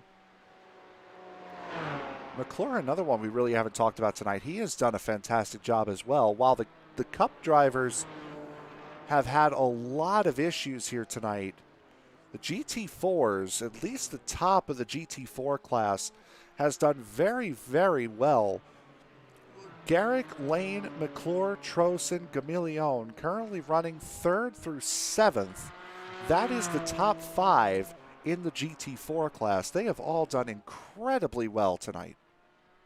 Yeah, and looking at McClure's lap times, he's right consistent every lap. He's hits it in the 902s, 903s, basically every lap. So he's done what he needs to do to just be consistent in this race to get on the podium in the GT4 class. And looking at the team standings as well, this will be a very good night for Dog Bear, who currently sit in 8th position in the team standings, but getting a 3rd and 4th effectively right now, if things were to end right now, in class. That's not that bad a points haul for a team that's currently sitting dead in the middle of the team's championship. And especially when you get a lot of points in an endurance race, that has to make you feel pretty good about yourself, especially around the Nurburgring, which I'd consider myself the hardest endurance race that you can possibly do on iRacing.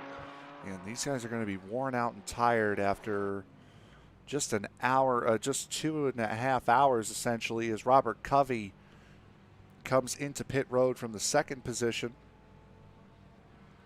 Overall, Justin Garrick coming through to take that 2nd position overall. Still now sitting, still leading his class. So the 2 class leaders are running 1st and 2nd right now, with Joey Haynes currently sitting in the 13th position, 10.5 seconds ahead of Ozzie Milwane. And of the class leaders here tonight, Haynes is the only one that has won. He had an overall win back at the 2.4 at Daytona. So of the drivers who are slated to win tonight at the moment, as I think we might have jinxed Richard McClure. Yes, we have. And that's not a good place to be trying to sort the car, and does before traffic comes through. So we'll go back and now we'll see what we did to Richard McClure, and we'll apologize for that.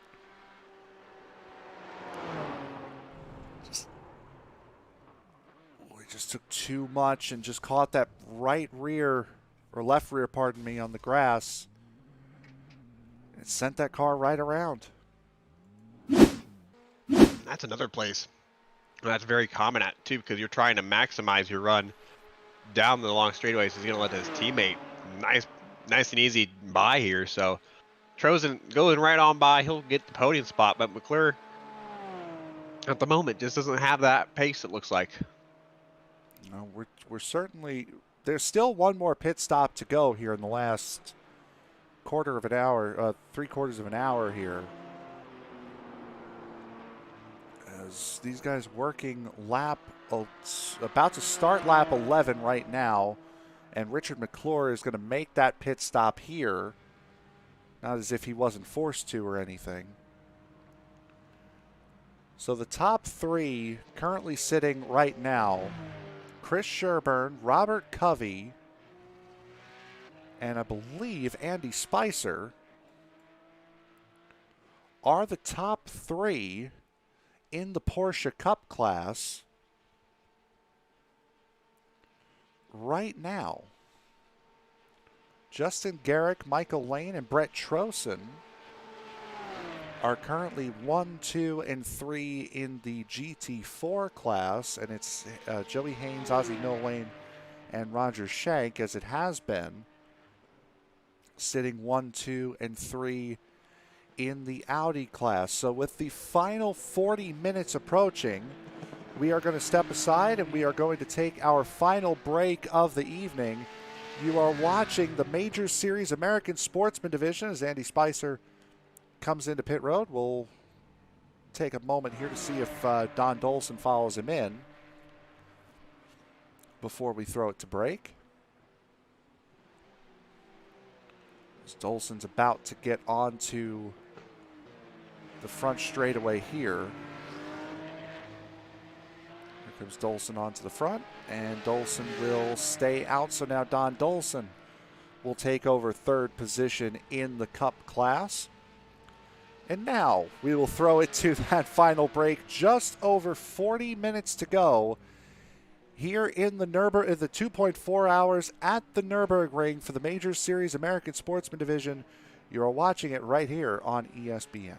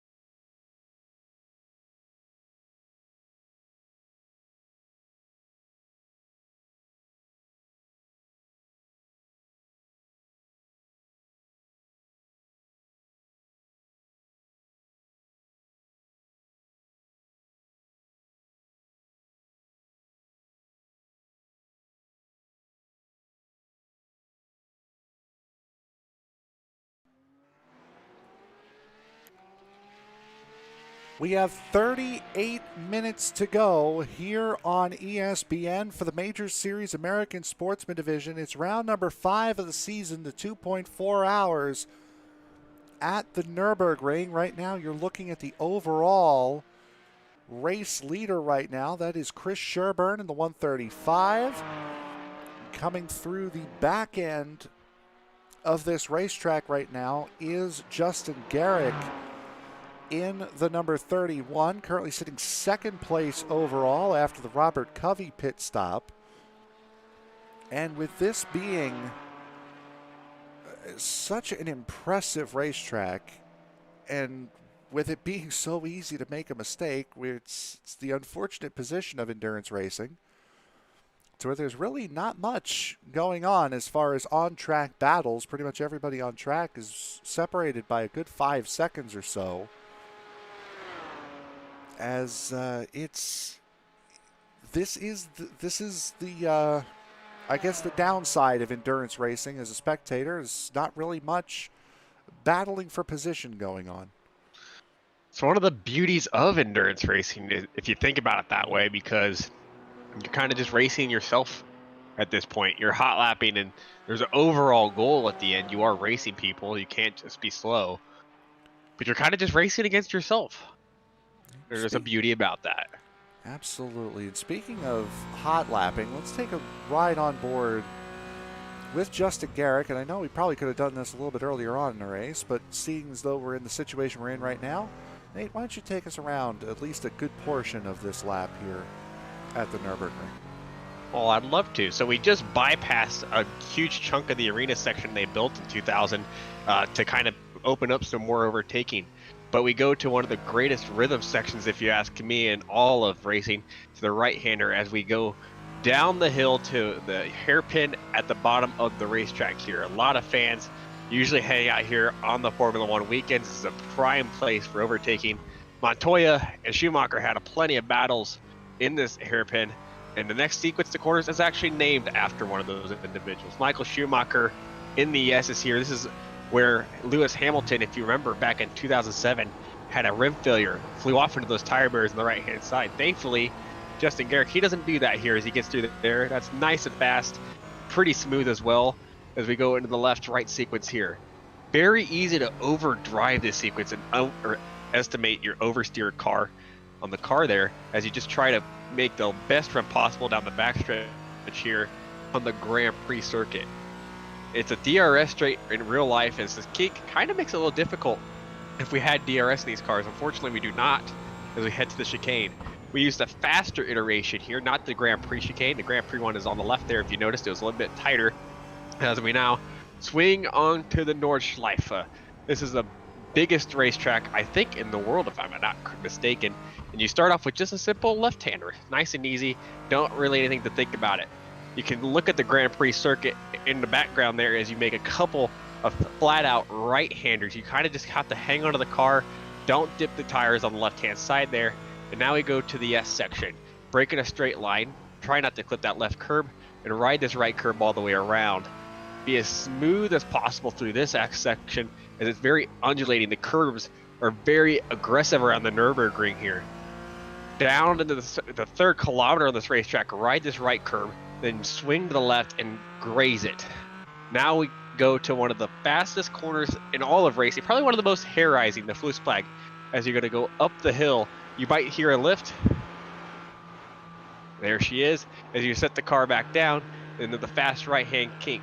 And now you just did another kilometer. That's pretty fast around here. Now you're flat out all the way down here. Try not to take the straightest line possible. You don't want to lose as much time. You're going to crest this hill. It's going to get a little light. You can hear it in the throttle there. Let off the gas because you don't want to overgo it into that grass, as you don't want to end up in the gravel trap. Or wrong right-hander here as you go under the Yokoyama Bridge. And now this is a flat-out portion all the way down this hill. Couple kinks left, then right, now back to the left, and then another one to the right. Gonna swing uphill. You're gonna probably break in a straight line right at the top of this hill so you can make the corner properly. Pretty popular U2 spot for cars as you go through this X section here as well. Curbing is extremely aggressive. You do not want to hit either of these curves here as you swing through here. Now you got a little bit of a break. You gotta have to reset, kind of collect your thoughts here. Wave at that one tree on the left-hand side as it's lone tree. That's what they call it. Jimmy Broadbent kind of made that popular. Now you're gonna swing to the left-hander here. Do not dip a tire into the right-hand side because those tire barriers are waiting for you if you dip a tire off. Swing to the right now here, and now you get to probably one of the tighter sequences on the racetrack. A double right-hand apex here is very deceiving. You can get on that left-hand curb and spin that out pretty easily. Now to this fast left and right section here, gonna do another right-hand kink there, and you're gonna just underestimate this corner. Very tight, very easy to get this wrong. Now to a quick right-hand kink into a very tight hairpin to the left-hand side. Very easy spot to lock up a tire and go straight off into those barriers. Now you head into the town. This is the point where I mentioned they had these barriers up because by photographers, what they'll do is they'll sit on top of the houses in the town and try to take pictures of cars as they swing through here. This is where the all the manufacturers, when they do their lap times, that's where they write on the racetrack. You can see all that writing as you went through the town there. As you make your way to this famous section where Nicky Lauda had his incident on the right-hand side there. Very hair-raising section of the racetrack, as now you make your way to probably the fourth now full long straightaway here. Lots of kinks and very fast as you make your way. I'm out of breath here, honestly. This is a long lap. I just can't to keep talking, but you know, it's very fun. It's very fast to drive it, and you know, a lot of these drivers, they don't. You have to respect this track in order to get around it properly. But anyway, flat out all the way up here. This is a nice little spot to take a break, but this is going to have high commitment here in this left-hand kink right here. All the way to the right, they use that curbing on the right. Don't clip that curb, because if you do, you're going to go right into the Armco on the right-hand side. A couple kinks here to get through here. Very deceiving curbing there. If you clip that curb, you're going to go around. Brake before the curbing. Do not hit that curb on the left-hand side as you make your way around this hairpin. And it's very deceiving, but you get on the power too soon there. You ride that tall curb on the left, it's easy to spin out. Now into the carousel, probably the most famous corner, if you had to say, on this racetrack. Just banging on the curbing. This makes suspensions cry as you go through there. It just pummels it. This is why you'll see some teams actually run the outside of the carousel around there. Now you're going to go through a couple kinks into probably a section not a whole lot of drivers get to run. And remember, if you have an incident at iRacing, you can just reset. And if you have an incident further in the track, you don't get to run this part. So this is a part where drivers usually don't have a whole lot of experience going through. But this is a very fast sequence. Left and right sweepers here. First one's a right, then a left one. It's a double apex left-hand sweeper as you make your way to the right here. Now, this is a very complex section. Now your tires are so overheated, you're just begging them to get a little bit of relief, but you're not going to get it yet. You're going to swing to the left-hand side. This is a very popular camping spot here on the left-hand side during these 24-hour races that they have. As we make our way to YouTube corner, you wave to the cameraman on the left-hand side. Hope you don't spin it in the gravel here and wreck your 100 grand Ferrari, as you don't want to be embarrassed on the internet. Now you just kind of have to go and swing right to left here. Now to the left-hand kink, we saw Mink have his incident on this curbing here on the left-hand side as you make your way to the jump. Little left here maybe. Yep, he doesn't want to jump the car there, as if you go flat out, you can literally get all four tires in the air there very easily. Now it's just a couple of sweepers, very fast as well. Flat out, I assume, yes it is, as you're going to make your way to the right-hand side. A bunch of fast sweepers. You can take all these flat out if you're careful, but this one up here is very deceiving. You think you can take it flat out? You absolutely cannot. You have to get on the brakes and use a very late apex as you approach the second carousel corner. Two left-handers here. Very important to get these right. The first one there is pretty easy, but the second one is just like the carousel, hard on suspensions. You got to try to commit yourself to the corner though, and make sure you get into the carousel. If you ride that edge, it can bottom the car out and make your life really difficult. The two most important right-handers here as you make your way onto the long straightaway. Now you get your chance to breathe, as I do now, because I haven't breathed. I think I took 2 breaths maybe in that entire sequence. And that's basically a majority of the lap, and you think you're done. But you're not. And this is the point of the lap where you're resetting menus. You're looking at your brake bias. You look at your delta. You see if it's going to be a good lap or not. And you kind of just hope, you know, you did a good job. If you're minus here, great. don't ruin it, because you're going to go under this bridge. It's going to be a left-hand kink. And if you go fast enough in some of the cars, this grass on the right-hand side is very deceiving. But you can go flat out to the first kink. Make sure you can go flat out. You can probably go flat out the second kink if you're fat in a non-endurance race. But you got to get slowed down for these left-handers, and then there's a right-hander. The pits, if you're on the Nordschleife, is on the right-hand side. And that is a lap. A very long lap around the Nurburgring.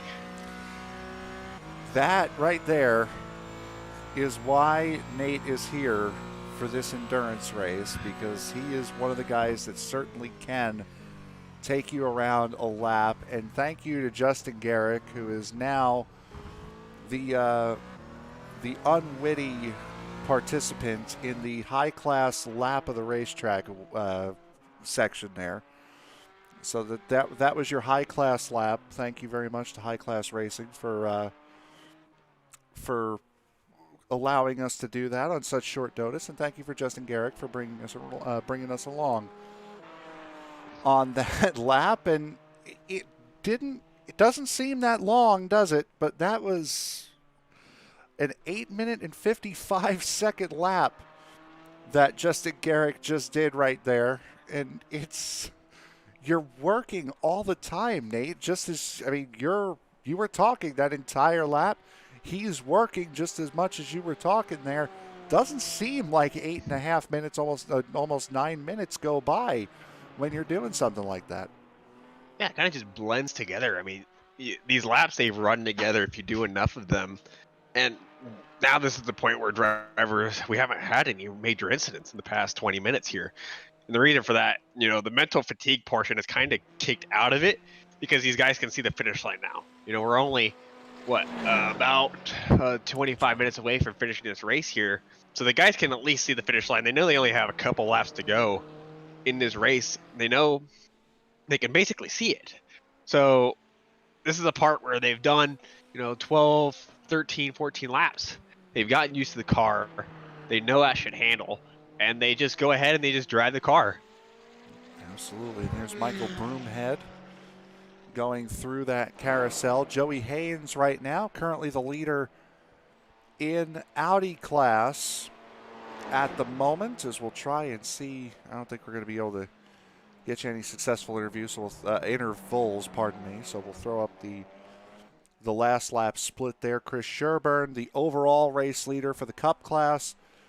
Justin Garrick, who we just rode that lap with, the leader of the GT4 class, and Joey Haynes, who you're seeing right now, the current leader of the Audi class, is, I think, one of our race leaders, Jacob Mink, has once again found issue with a certain part of this racetrack, and he's about to go around again. That's the same spot. Boy, who was that not that long ago? I think that was... It was Shoot, wasn't it? Yes, it was. It was Shoot. Spun around in.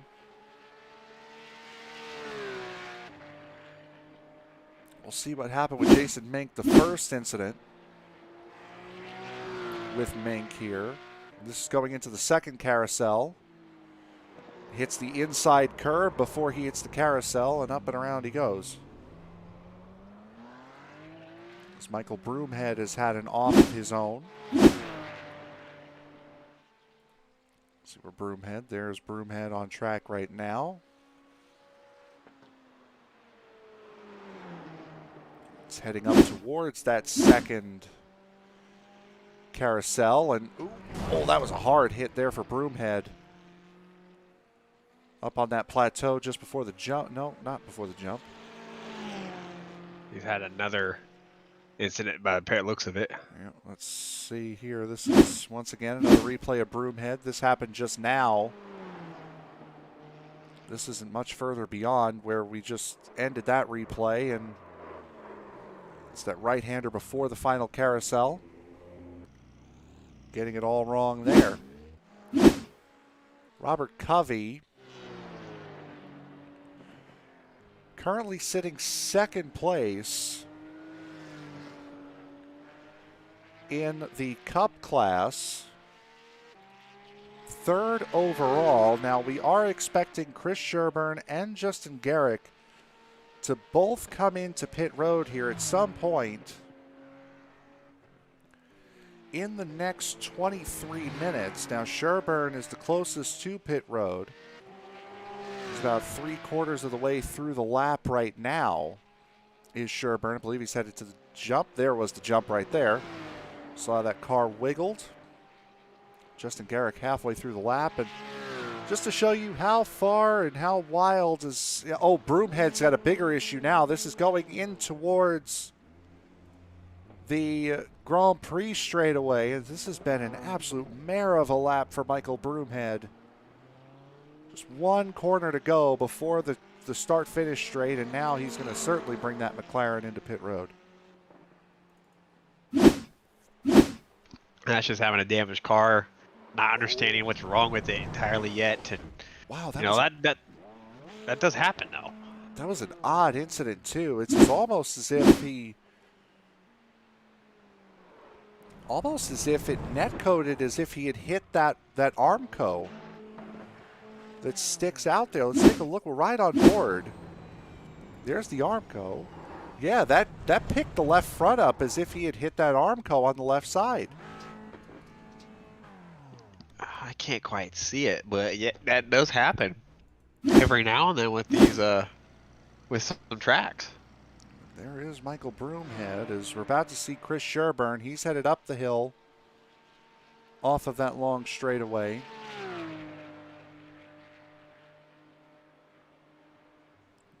We'll see here whether or not Sherburne comes into pit road or not, as he's only about to complete his 14th circulation of this racetrack, and it's taken just a shade over 2 hours. And yep, here comes Sherburne into pit road. This should not be a long pit stop, only needs to put 21 minutes worth of fuel in the car, so it should not be too long before Sherburne's down and away. Justin Garrick now is about to hit the jump. Coming downhill, he's about, he's right where we had picked up Sherburne the first time. He's got one of the Audis in front of him. I believe that's Paulison. In the 322 it is. He's about to hit the jump now. Down they go, down they go. Chris Sherburne down and away, out of pit road. So Ian, absolutely. Go ahead. I was about to say, it's a shame that nobody just wants to flat foot it through there so we can actually see him jump it.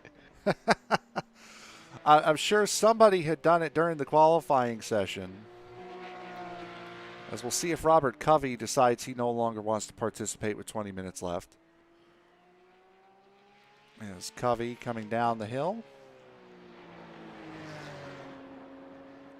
Left, right, up the hill, and now this should be the jump coming up here. Yep, it is. Watch for the heart. That's where it is. Boy, he seemed really stable right there, and Sherburne certainly did not seem all that stable when we saw that front angle of them coming off the jump. It was coming down the jump. Sherburne really wiggled that car. So yeah, that might be just two different ways of attacking that corner. Because if you do drive that corner differently, you can make it so that you kind of jump it, but don't really have a whole lot of instability. So maybe that's what he's doing there, just trying some different stuff out, and it might be working for him. We do have a couple of potentially close battles on racetrack here, and that's between Ozzie Milwane and Ernie Ludwig. Now, Ozzie Milwane is in second place as Ludwig goes off and around right before the Yokohama Bridge, and we had just seen, not that long ago, we saw one of the McLarens of Ronald McPherson do that exact same thing, and it looks as though Ludwig is going to get away with it. Not quite as dramatic as McPherson's was, but certainly a moment and a half. So him trying to get, well, that was for position, but he's almost going to drop a place in class because of that, because Todd's now right on his rear end. If the position was with no, actually, that was not for position. he was passing Ozzie Milwane. That was for position overall, not in class. And you're right, Spencer Todd now is only a second and a half behind him and closing quite rapidly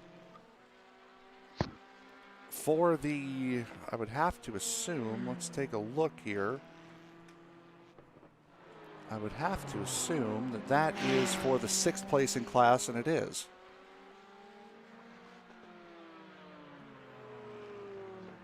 Spencer Todd right now, the second McLaren running. The lead McLaren is Maurice Gamillion, and here he is, and this is a great run for that man in the 44. One last time out in the Musket 250, and has hardly put a foot wrong here at the Nurburgring, and most people that run road courses say that's really all you need to do, as Michael Lane in front of him comes into pit road for his final stop. Yeah, and I mentioned that, basically to finish first, you must finish. There, I got it right there. And, is he going to finish first today? Probably not. But he's done what he needs to do. He's kept it on track. And that's extremely important to do for any of these guys. He's currently sitting 3rd place in class. He does have a pit stop left to go. Justin Garrick is most likely going to come in this time. It's Maurice Gamillion now who might get the advantage of a pit stop here. The guy behind him is Brett Trosen. Now, Trosen is 28 seconds back, and Trosen has made his second pit stop. And with that gap being what it is, it could just be the time on pit road that promotes Trosen back onto the podium. Here comes Gamillion into pit road. And it's Trosen now who holds that 28-second deficit, which is coming down about as rapidly as it possibly can. Looking very solid coming up through the final couple of corners. And in just a moment, you're about to see Brett Trosen take over the 3rd position in class. And now at the final 15 minutes to go, if you are just joining us from the pro race, the drivers who are highlighted up top in gold, those are your Cup drivers. The drivers who are highlighted in blue are the GT4 class, and the drivers that are highlighted in green are the Audi class. As Gamillion was not in the pits for long, only 8 seconds worth of fuel in that McLaren. He's only 5.5 seconds off of Brett Trosen for the final spot on the podium. Not bad at all. So he might have a good chance to catch him. You got, 15 minutes left. So that's about 2 laps around here that he's going to work to try to see what he can do. It'll be interesting to see, though, where Covey takes, how much time is left when Covey takes the line. Because if he does it the right way, or Sherburne, sorry. Yeah, I meant he's scoring a leader on my screen for some reason there for a minute. But if Sherburne crosses the line with, let's just say, I'm trying to think of how, but basically he could extend the race by a lap, depending on how when he crosses the line. Now he is currently out in front by a very healthy margin over Robert Covey. It's a 2.5 minute margin that Sherburne holds over Covey. So Sherburne very well could theoretically slow his pace to a crawl or even stop prior to the start-finish line to try to finish the race on that lap instead of extending it, as I believe that's Maurice Gamillion, I believe it was, it was not actually. Daniel Davis. Yep, Daniel Davis, who was just off in front of the overall race leader. Sherburne very well can play the time game because he has such a massive lead over Robert Covey. I mean, we got, about 13. Nope. 13 minutes. Yes, dead. 13 minutes left now. And he'll cross the line in about, I'd say, 11 minutes. So he's gonna have 2 laps to go here when he crosses the line. That would be the assumption, and with no real chance at trying to shut it down. Yeah, him essentially. backing up would not help with that cause. He's going to need to essentially be at a 10-minute lap this time, and then roughly the same next time by, and that's not really in the cards with how close to the line he is right now. Closest battle on track here for position in class is between Spencer Todd and Ernie Ludwig. We saw Ludwig go around just before the Yokohama Bridge, and I think we're going to have to shelve this because Maurice Gamillion is around and hard into the wall just outside of the Yokohama Bridge.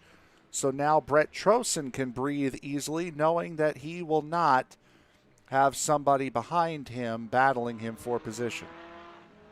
Man, we really need to quit jinxing people. Every time we said somebody's doing a good job, they've had an off. Yeah. You got to stop talking about way, people. at least tonight. You got to stop talking about people that way. So we'll go back to Ernie Ludwig, again going into the Dunlop curve, the Dunlop hairpin. So I think Joseph Homan, another man we haven't spoken much about. Homan has had a big off. This is right before getting to the main start-finish line. Joseph Homan in the 999. And we'll see what happened to him. Hopefully, maybe. Comes up the hill. Just didn't hit the brakes soon enough for that right-hander. And sent the back end around. That's kind of impressive in a TCR how the rear end stepped like that. Because usually that does not happen. That would be rear brake, no? Yeah, you'd have to imagine so.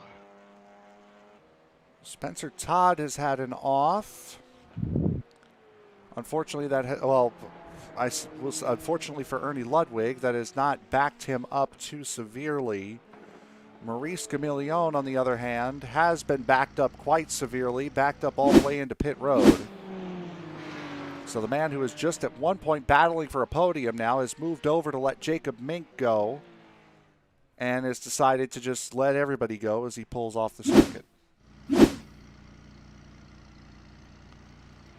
So it will clearly not be back-to-back for one Maurice Gamillion. As we're watching the overall race leader, Chris Sherburne. So not only are we going to have one GT4 on the overall podium, we're going to have 2.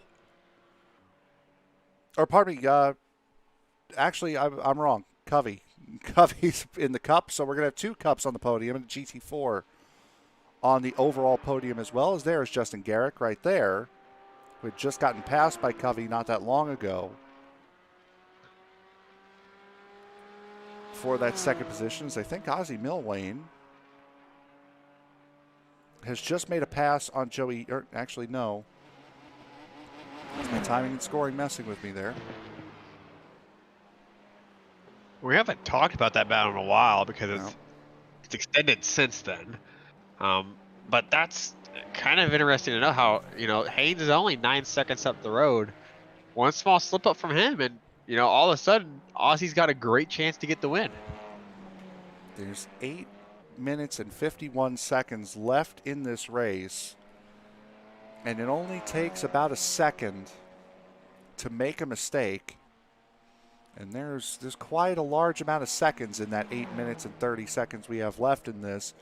A lot of chances and a lot of corners as well for Haynes to make that mistake. Now, Haynes, the last time we were in a multi-class race, Haynes was in the Daytona 2.4 in the brand new, at that time, it was the LMP2 Dallara.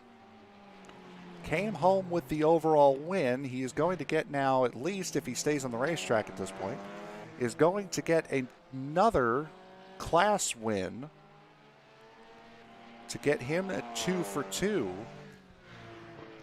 on this season. For Chris Sherburne, it will be his first win, class or overall, this season period. And the same thing will go for Justin Garrick, who is looking for his first overall win. Or overall or class win, I should say. And they're looking very, very good to do that right now. As Sherburne still holding that 2.5 minute gap over Robert Covey. And we are expecting Sherburne to have to do one more lap here before this race comes to its completion.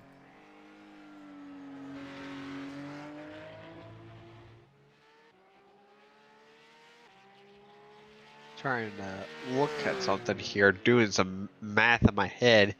If Sherburne was to slow down enough, he could barely.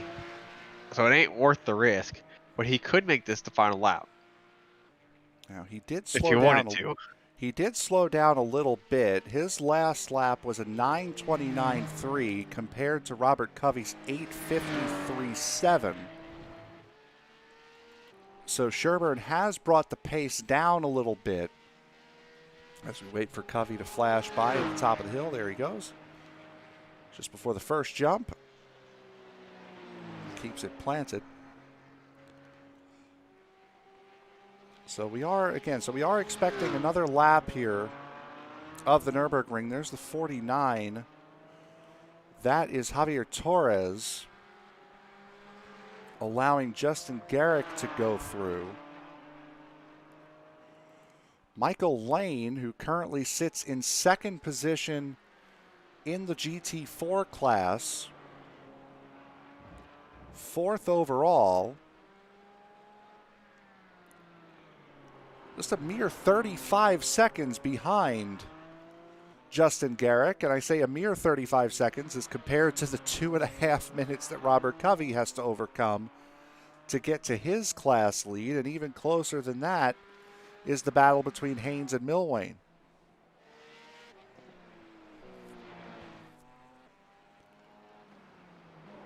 As you see the overall order flashing at the top of your screen. And for Andy Spicer, speaking of which, Andy Spicer right now is sitting third position overall in the Cup class, and he's had a couple of offs, and not to mention that incident where he stopped on track at the top of the hill and had to tow. And because of guys like Jacob Mink and Bryson Schutte having their own issues, Spicer has been able to work his way back up into third place in the class. He actually disconnected from the server at one point too, so he's really had it all. He stopped on the racetrack. He had to, if I had to guess, since he disconnected, I'm assuming it was a computer hardware fault. That would, yeah. But incredible comeback. Obviously, whatever it was broke for him as he misses the apex a little bit there. He must have fixed. Yeah, absolutely. As we're seeing here, I think it's Brian Scrivener Brian Scrivener is certainly having a mare of a time heading into the Yokohama Bridge. And he's going to pull that number 70 off and stop, as we've seen this happen a number of times here recently over these last couple laps. Just pushed a little too hard over the crest. And thank you, Tree, for the censorship. We'll try to see if we're the other way around here if we can. There he goes, just a little too far off. And, nope, Tree's going to censor it. It's part of the problem with building a track in the woods. Yeah, you'd think the trees would be a little bit more courteous. I mean, it's not like they have any real functions other than giving you oxygen and shade. Trees are not good for broadcasts. We're finding that out. And not good for race car drivers either. Now, Sherburne is definitely locked in the fact that we are doing one more lap here, as Sherburne is going up the hill, getting set to go on to the main straightaway. And with just over 250 to go in this race, we are coming down to the final lap. He has opened up his lead on Robert Covey, up now to 2 minutes and 40 seconds is the race lead, as now Sherburne is on the final lap of this 2.4 hour race. There is Robert Covey. I think he's about to hit the jump, or at least he's certainly close to it. Here is Covey. Justin Garrick, pardon me. Garrick is heading up to, this is the carousel right here. And then your race leader for the Audi is on the Grand Prix circuit, about to head onto the Nordschleife. So these guys are spread out quite a bit all over this racetrack. As actually Sherburne not that far behind Haynes, as he's just getting up, I believe, to the section after the Schumacher S's here. Yes. I wonder if anyone, well, I was about to ask if anybody was going to intentionally slow down so they had to do another lap. But all four of them that are pretty close to Sherburne are all racing for position. So I doubt it.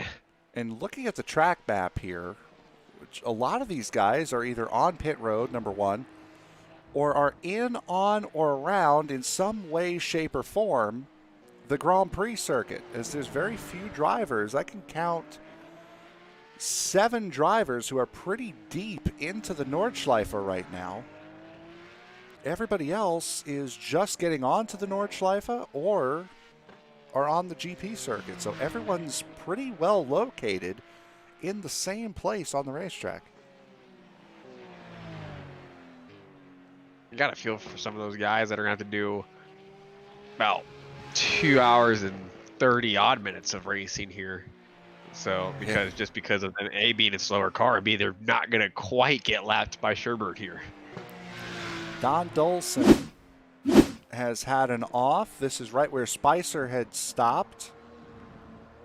Nothing too dramatic there. Joshua Mertz going into turn 1 is having quite a time with that BMW.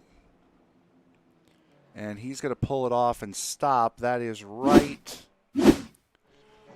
I think he said Grand Prix circuit would have gone. I think he said, I did my time, I'm done. Yeah, as the clock hits 0 on these guys. Robert Covey now is just starting the final lap. Justin Garrick, I believe this would be it for Garrick, would it not? I'm not entirely certain if it goes off of the overall or if it goes off by class. I'd imagine it's overall. I would as well.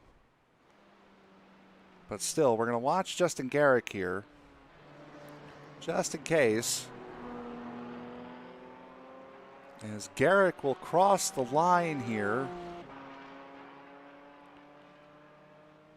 And we'll ride on board with him. Crosses the line now. Not exactly letting off, is he? Yeah, no, I would say not. So Garrick now has just started his final lap. A couple minutes after the bell is rung. So all eyes are on Chris Sherburne, and he's still not at the halfway mark of the lap. Only Sherburne, Covey, and Garrick are on the final lap at this point. Michael Lane in that Sector 5, number 62, Porsche Carrera. Porsche Cayman, there it is, has now just started the final lap. Brett Trosen, who is the final podium sitter for the GT4 class is on the long straightaway.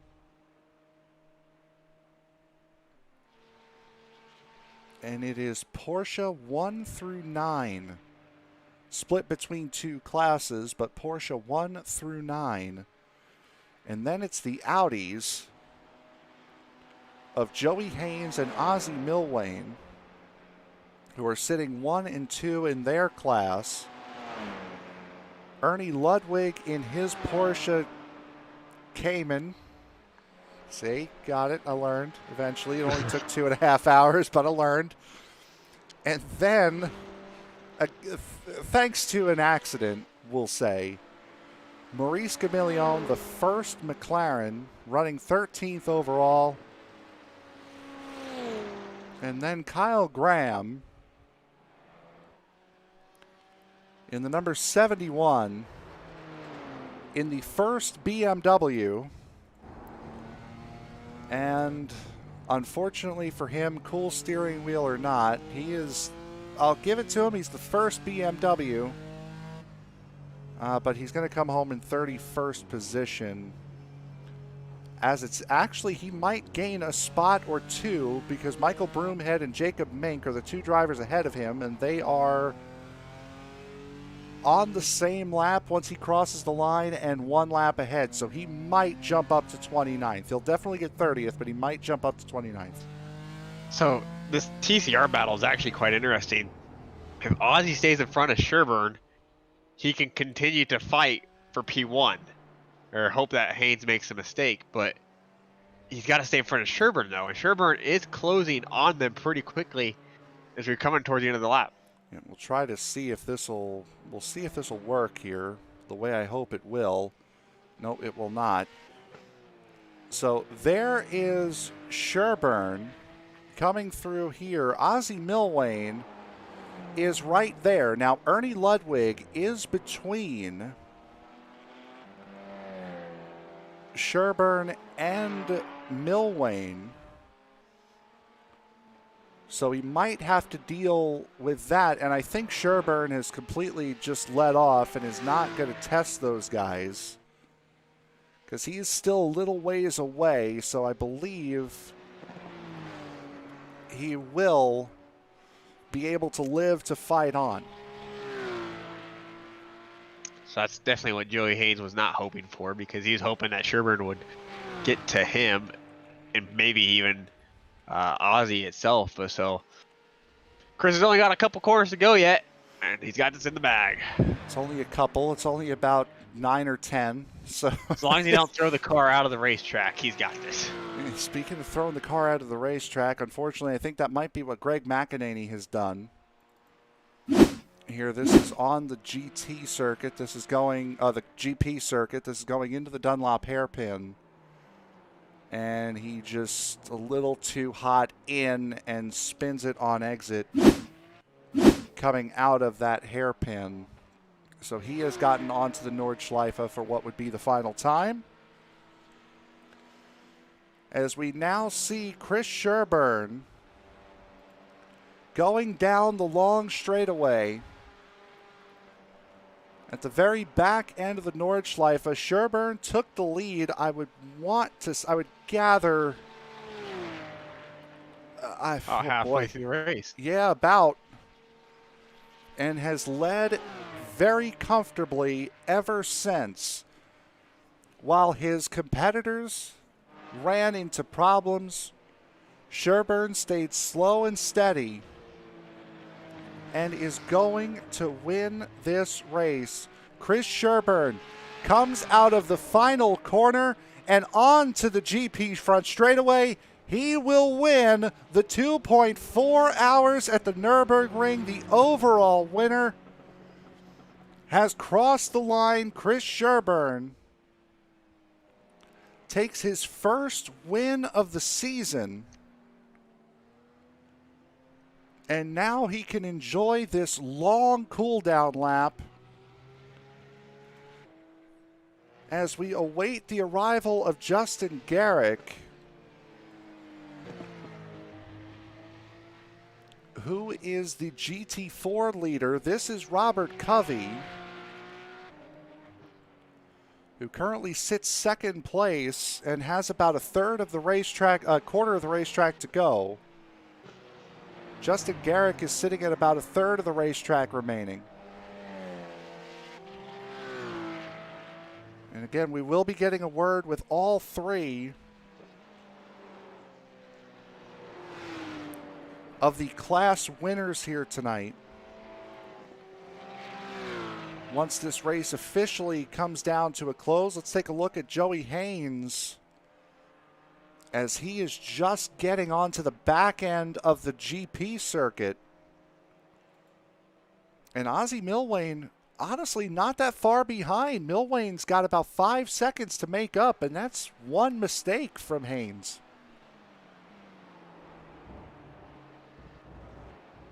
Yeah, that race could go down literally to the very last corner if it gets that point. You saw the gap there. Joey Haynes exiting that corner to get onto the Nordschleife. Meanwhile, Milwane was going into it. And that's about as close as it is. And that's by far and away the closest race. As we take a look, this is Richard McClure and Andy Spicer. Now, Spicer's going to finish on the podium at least for the Cup class. And he will take 6th overall from Richard McClure, who is going to finish 4th in the GT class at the moment, or the GT4 class. So we'll go back and take a look at this battle. Is Haynes, now the big wild card here could be Ernie Ludwig, who sits right in the middle of these two, and that's Ozzie Milwane right behind him.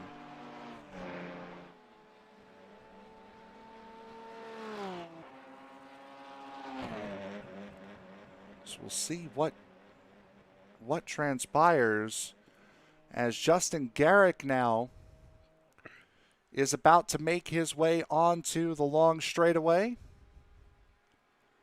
And for Justin Garrick,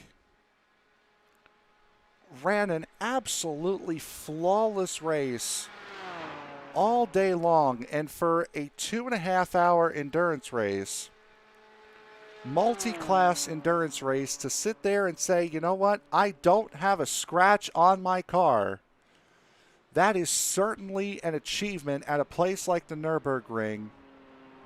As coming through the final 2 corners, Justin Garrick heads on to the start-finish line, and Justin Garrick will take his first win of the season, winning the GT4 class here at the 2.4 hours of the Nürburgring. And now we've got about another 5 minutes before this race is officially over.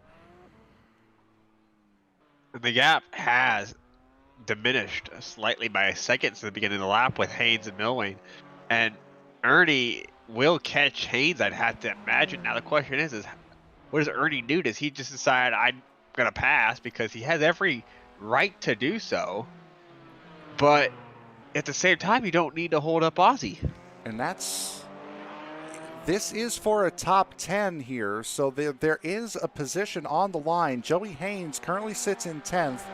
Ludwig is 11th. Milwane is 12th. So there is an overall position up for grabs here. So while this may not be a class battle, this is an overall battle to get into the top 10. So Ludwig does have something to fight for if it's not a class position. And I have to imagine Ozzie is just cheering Ernie on to get past him, because that helps him out with his battle with Joey. But it appears Ernie is just he's kind of not gaining at all on Joey there. So I think he's just kind of going to ride around and finish this race where he's at, because he's not going to gain any positions in class at all.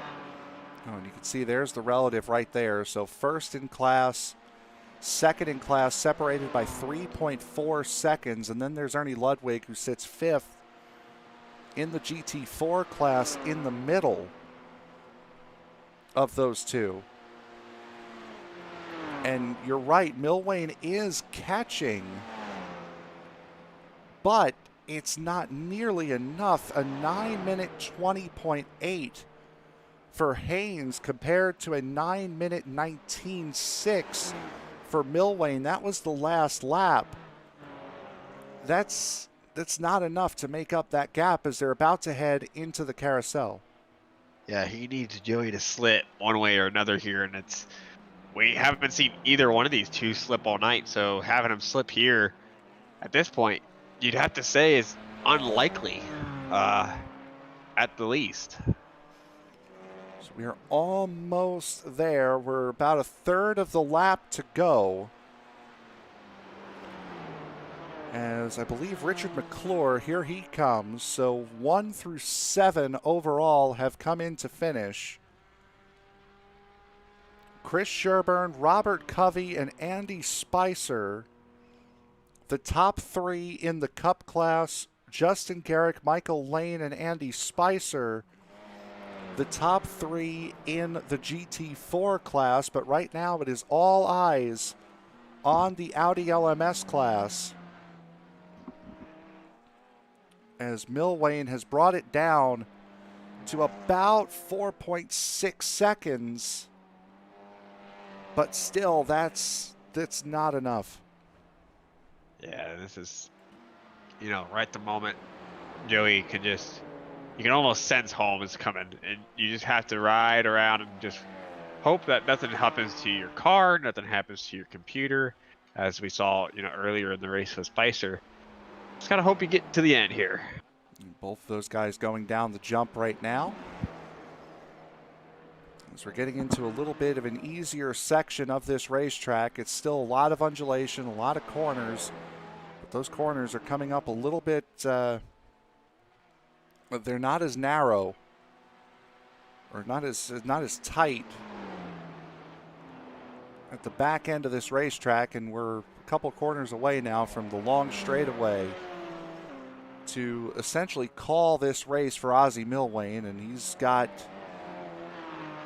after this right-hander, he's got about 4 more corners to negotiate before Haynes takes his second win of the season.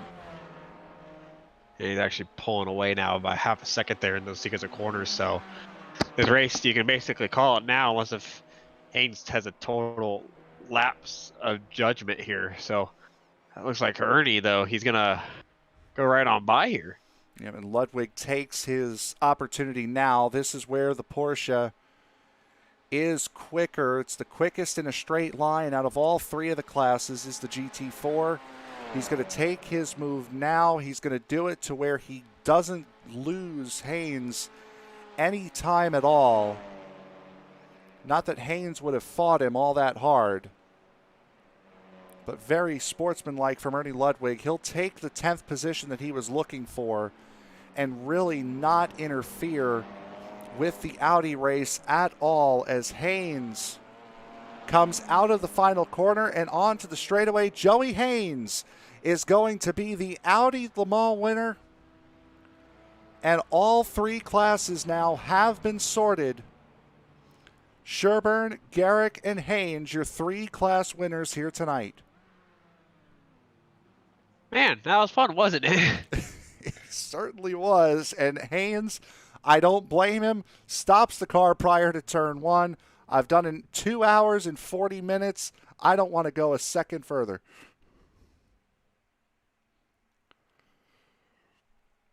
They did way longer than that. They did about 35 to 40 almost. Yeah, certainly. It's certainly an interesting race here tonight. On all fronts. As here in a moment, we'll try to get our 3 class winners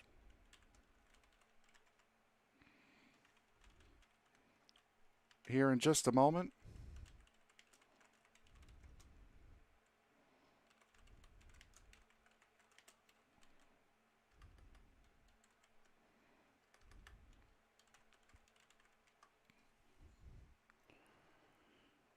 As I believe we do have, we're only missing our overall winner of Sherburne, which, I mean, of all the people you're going to miss, that's the one you want to miss, right? The overall winner. Of course. So, in just a moment, we'll try to get Sherburne here in just a moment. As you know what? I think what we're going to do here tonight is we're going to go in reverse order. Since they race the longest, we may as well get them in and out of here as quickly as possible. As Nate, you are with the Audi class winner, Joey Haynes, after his second victory of the season. Joey, Nate up here in the ESPN booth. You got a copy, good sir? I do, Nate. How's it going? It is going well. Well, your race was by far the closest race all night long. That TCR battle had plenty of action all night long. We always saw there's never more than an 8-second gap, I don't think, between the first and second place tonight. And you were always in that battle. Two hours and for you guys about 35 minutes actually of hard racing, and you guys are only separated by about 5 seconds. Talk us through your race and how difficult it was with the traffic and also just making sure you've finished. I mean, yeah, you're just constantly trying to manage all those factors at once, trying to let people go when it's safe, just to kind of give yourself that extra space. And really, you got to be there at the end on this track. It's so challenging and it's so tough to really even just complete a lap. Earlier this week when I first started doing laps, I was like, oh, this is going to be an interesting one. But fortunately, everyone at Evolve SimSport pulled together and put together a great setup for the car. And speaking of setup, the TCR is obviously a front-wheel drive vehicle, which is one of the very few cars on iRacing to have a totally different driving characteristic than anything else. How difficult is it to adapt to a front-wheel drive car, especially at tracks notorious for eating and spinning up people that aren't prepared and with different driving dynamics? Practice first and foremost, for sure. I got myself a good number of laps in this week, just making sure that I was where I needed to be with the car and understood when it did break free what to do to bring it back, because I think that's such a key factor at this track. You're likely not to get through a whole race without some kind of mistake, but if you can bring it back when you make that mistake, then you're going to be in a good position. Well, Joey, congratulations on your second win this season. We have the Indy 500, of course, coming up, which is a spectacular race in its own self. I mean, talk us through what your goals are for that. I definitely want to be running up front. I mean, the Indy 500 is personally for me one of my favorite races. I grew up watching, IndyCar and kart in Canada and cheering for guys like Greg Moore and Paul Tracy, James Hinchcliffe, and all them growing up. So it'd definitely be great to pick up a good solid finish there and continue to build some momentum towards the championship. Absolutely. Well, congrats on your win here tonight. Of course, would you like to thank anybody for your first place in the TCR class? I mean, of course, like I said before, I got to thank everyone at Evolve SimSport, Andrew, Steve, Kevin, all the guys who put together this awesome setup. Of course, we've got all of our awesome sponsors as well over there with Tranco and Apex V2R. We couldn't do it without all of them as well. And Direct Innovations, they've been on the car since the beginning as well. And yeah, we got to give it out to them. And of course, you guys for putting on a great broadcast for us. Oh, we appreciate it, Joey. Well, congratulations. Go celebrate your win. Maybe get an ice pack or two because you probably will need it in the morning after, doing 2 hours and 35 minutes around the Nurburgring. We will see you for the Indy 500 here on ESPN. Thanks, guys. See you then. So that was your Audi class winner, Joey Haynes. Again, the overall winner at the Daytona 2.4, and now gets a class win here at the Nurburgring 2.4. I wonder if he will look to join the middle class for the next endurance race, which I believe is Le Mans, coming up in about a month and a half's time. But right now we will go to the winner of the GT4 class, and that would be Justin Garrick. Justin, you did not put a wheel wrong, or at least that we saw here for this race. It was an absolute master class from you here tonight. Thank you. I do got to say, I think you missed something then, because I did put on a show. I think with 2 or 3 laps to go, I got a little bit airborne and did a 360 or two. But yeah, other than that, it was a fun race. It certainly was. You were really, from the very beginning of this race, you really did not have much competition. I know you're trying to pass the Audis, you're trying to avoid getting run over by the Cup cars. What is it like to run an endurance race when pretty much from the word go, you're out to a 30-second lead?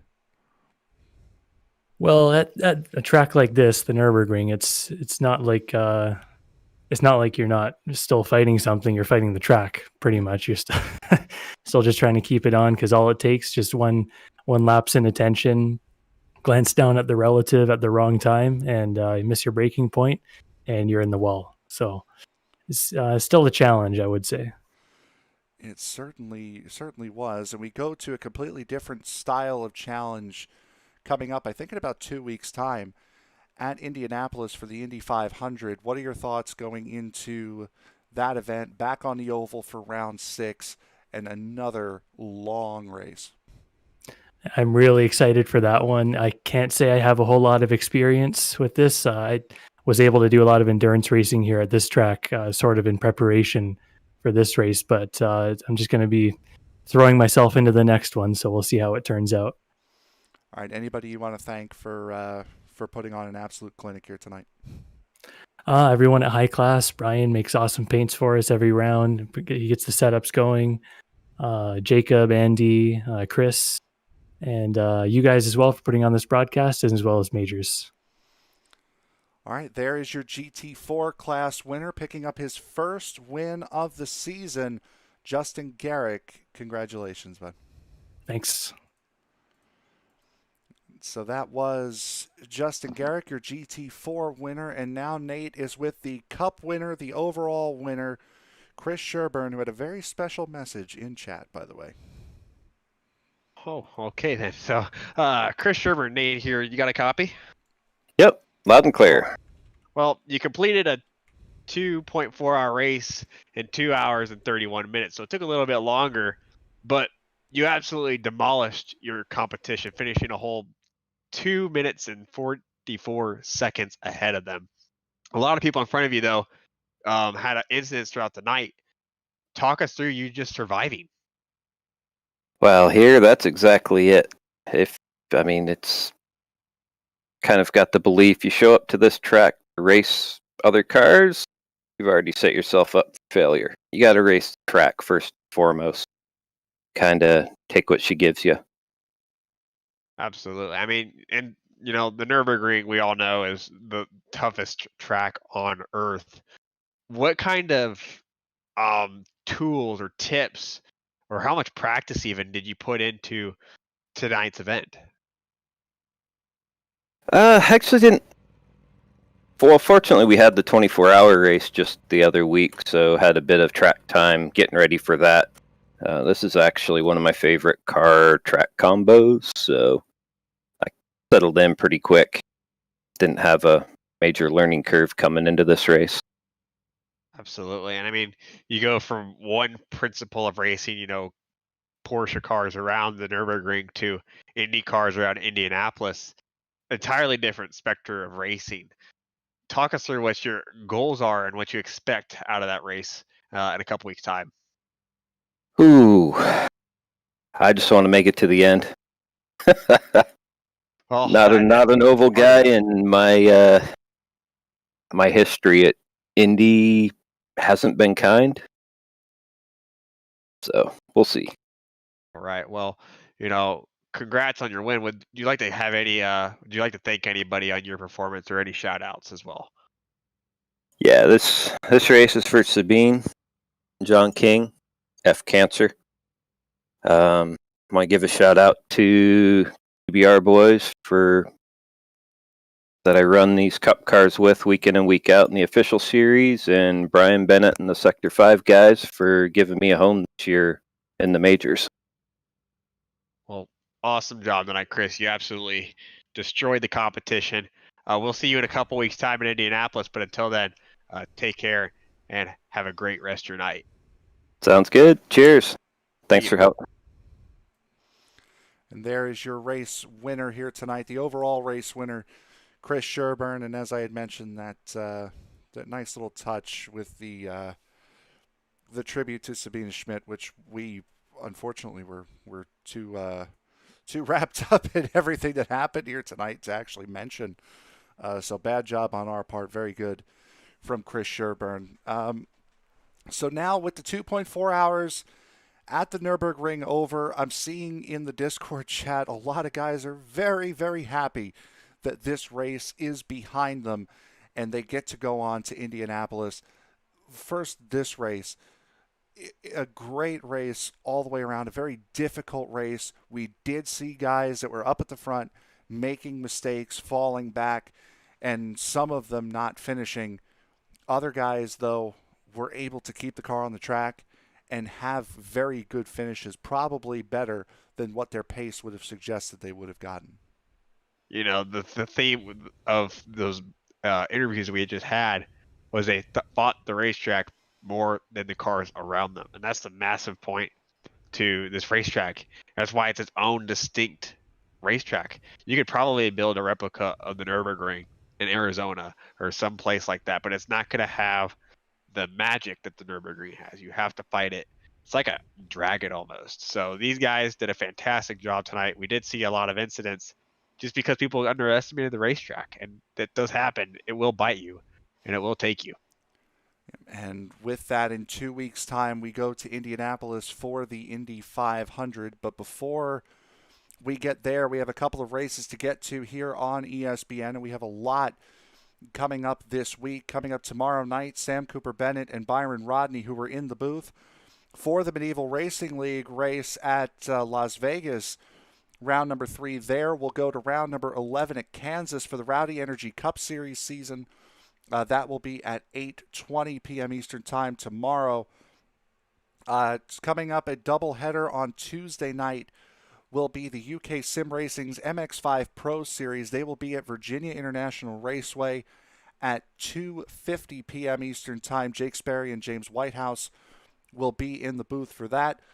The nightcap on Tuesday night will be the Western States Racing League. They will be at the New Hampshire Motor Speedway at 10:05 p.m. Eastern Time. With only 5 races to go in that season, series is really starting to get close to finding out who the champion will be.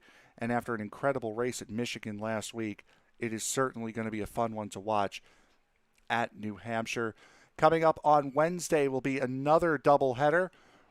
The Endurance for what used to be the Endurance for Beginners Series, now the Endurance for Amateurs Series, will head to Suzuka for round number 5 of their season, starting at 8:25 p.m. Eastern Time.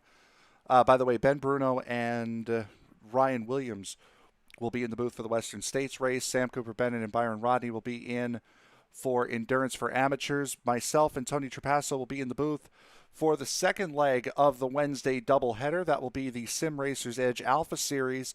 They will be at Silverstone, so another road course, a night of road courses really, on Wednesday night for the Sim Racers Edge Alpha Series. That will be at 8:45 p.m. Eastern Time. Nothing on Thursday after the DOB finished off their season at Charlotte last week. Then coming up on Friday will be the Circle B Diecast Super Speedway Series. I believe they will be at Talladega. That's what I believe, but I know it is their first race of their playoffs for the Circle B Diecast Super Speedway Series. Sam and Byron in the booth for that. Myself and Jake Sperry will be in the booth for the E-Formula 3.5 Series. That will be at 1:30 p.m. Eastern Time. Round number 4 of their season will be at Interlagos, the Brazilian Grand Prix, which provided such a great race at the end of last season. And then coming up next week will be the Medieval Racing League at 8:10 p.m. Eastern Time, Sunday night. They will be at Bristol for round number 4 of their season. So for actually, almost completely forgot to do the overall race results. as we'll take a look. The Porsche GT3 Cup class, Chris Sherburne taking the race win for the class, also taking the overall win for the 2.4 hours at the Nurburgring. Robert Covey, Andy Spicer round out the podium for the Cup class. Don Dolson, Jason McSparron make up the top 5 and the drivers that finish on the lead lap. Jacob Mink, Garrett Hughesly finishing 3 laps down in 6th and 7th. Bryson Schutte, who had the early race lead, comes home in 8th after a couple of very big mistakes. Nathan Medina having a couple of mistakes as well. He finishes in 9th. David Gargaro Jr. coming home in 10th place in class. Nate, give me a break. What's the run us through the GT4 results? Well, Justin Garrick, he came home, of course, in the first position in the GT4s. Michael Lane, he came home in second with Brett Trosen, closing out the podium in the GT4 class. Richard McClure and Ernie Ludwig, they finished in the 4th and 5th place. Ernie was the last car in the GT4s that was on the lead lap. Ray Gilmillion, he finished in the 6th position with Spencer Todd in 7th. Daniel Davis, he came home in the 8th place, alongside with Javier Perez Torres in 9th and John Casey in the 10th spot. Brian Scriver, he came home in 11th with Robert Gambill in 12th. Kyle Graham, we saw him have a big off earlier. He came home in the 13th position with Michael Broomhead in 14th. Ron McPherson came home in the 15th position with Joshua Mertz and Gregory Hectus finishing off the GT4 class. And the Audi RS3 LMS class, that will go to Joey Haynes, Ozzie Milwane, Roger Shank finishing out the podium there. Joey Haynes and Milwane both with Evolve, the only 2 cars finishing on the lead lap in that class, and the only top two to finish within 10 seconds of each other. Joseph Holman and Brian Halleck round out the top 5. Rob Deloche, David Sharp, Stephen Paulison, Chris Branson, Greg McEnany coming home in the top 10. Matt Gelder and Timothy Klaus finishing the race in 11th and 12th in the class. So now we will wrap it up. For my broadcast partner, Nate Siefker, I am Frank Marchese. Thank you very much for joining us. We will see you tomorrow for the Rowdy Energy Cup Series season at round 11 at Kansas, and we will see you in 2 weeks' time here for the Majors American Sportsman Series, Indianapolis 500. Good evening, everybody.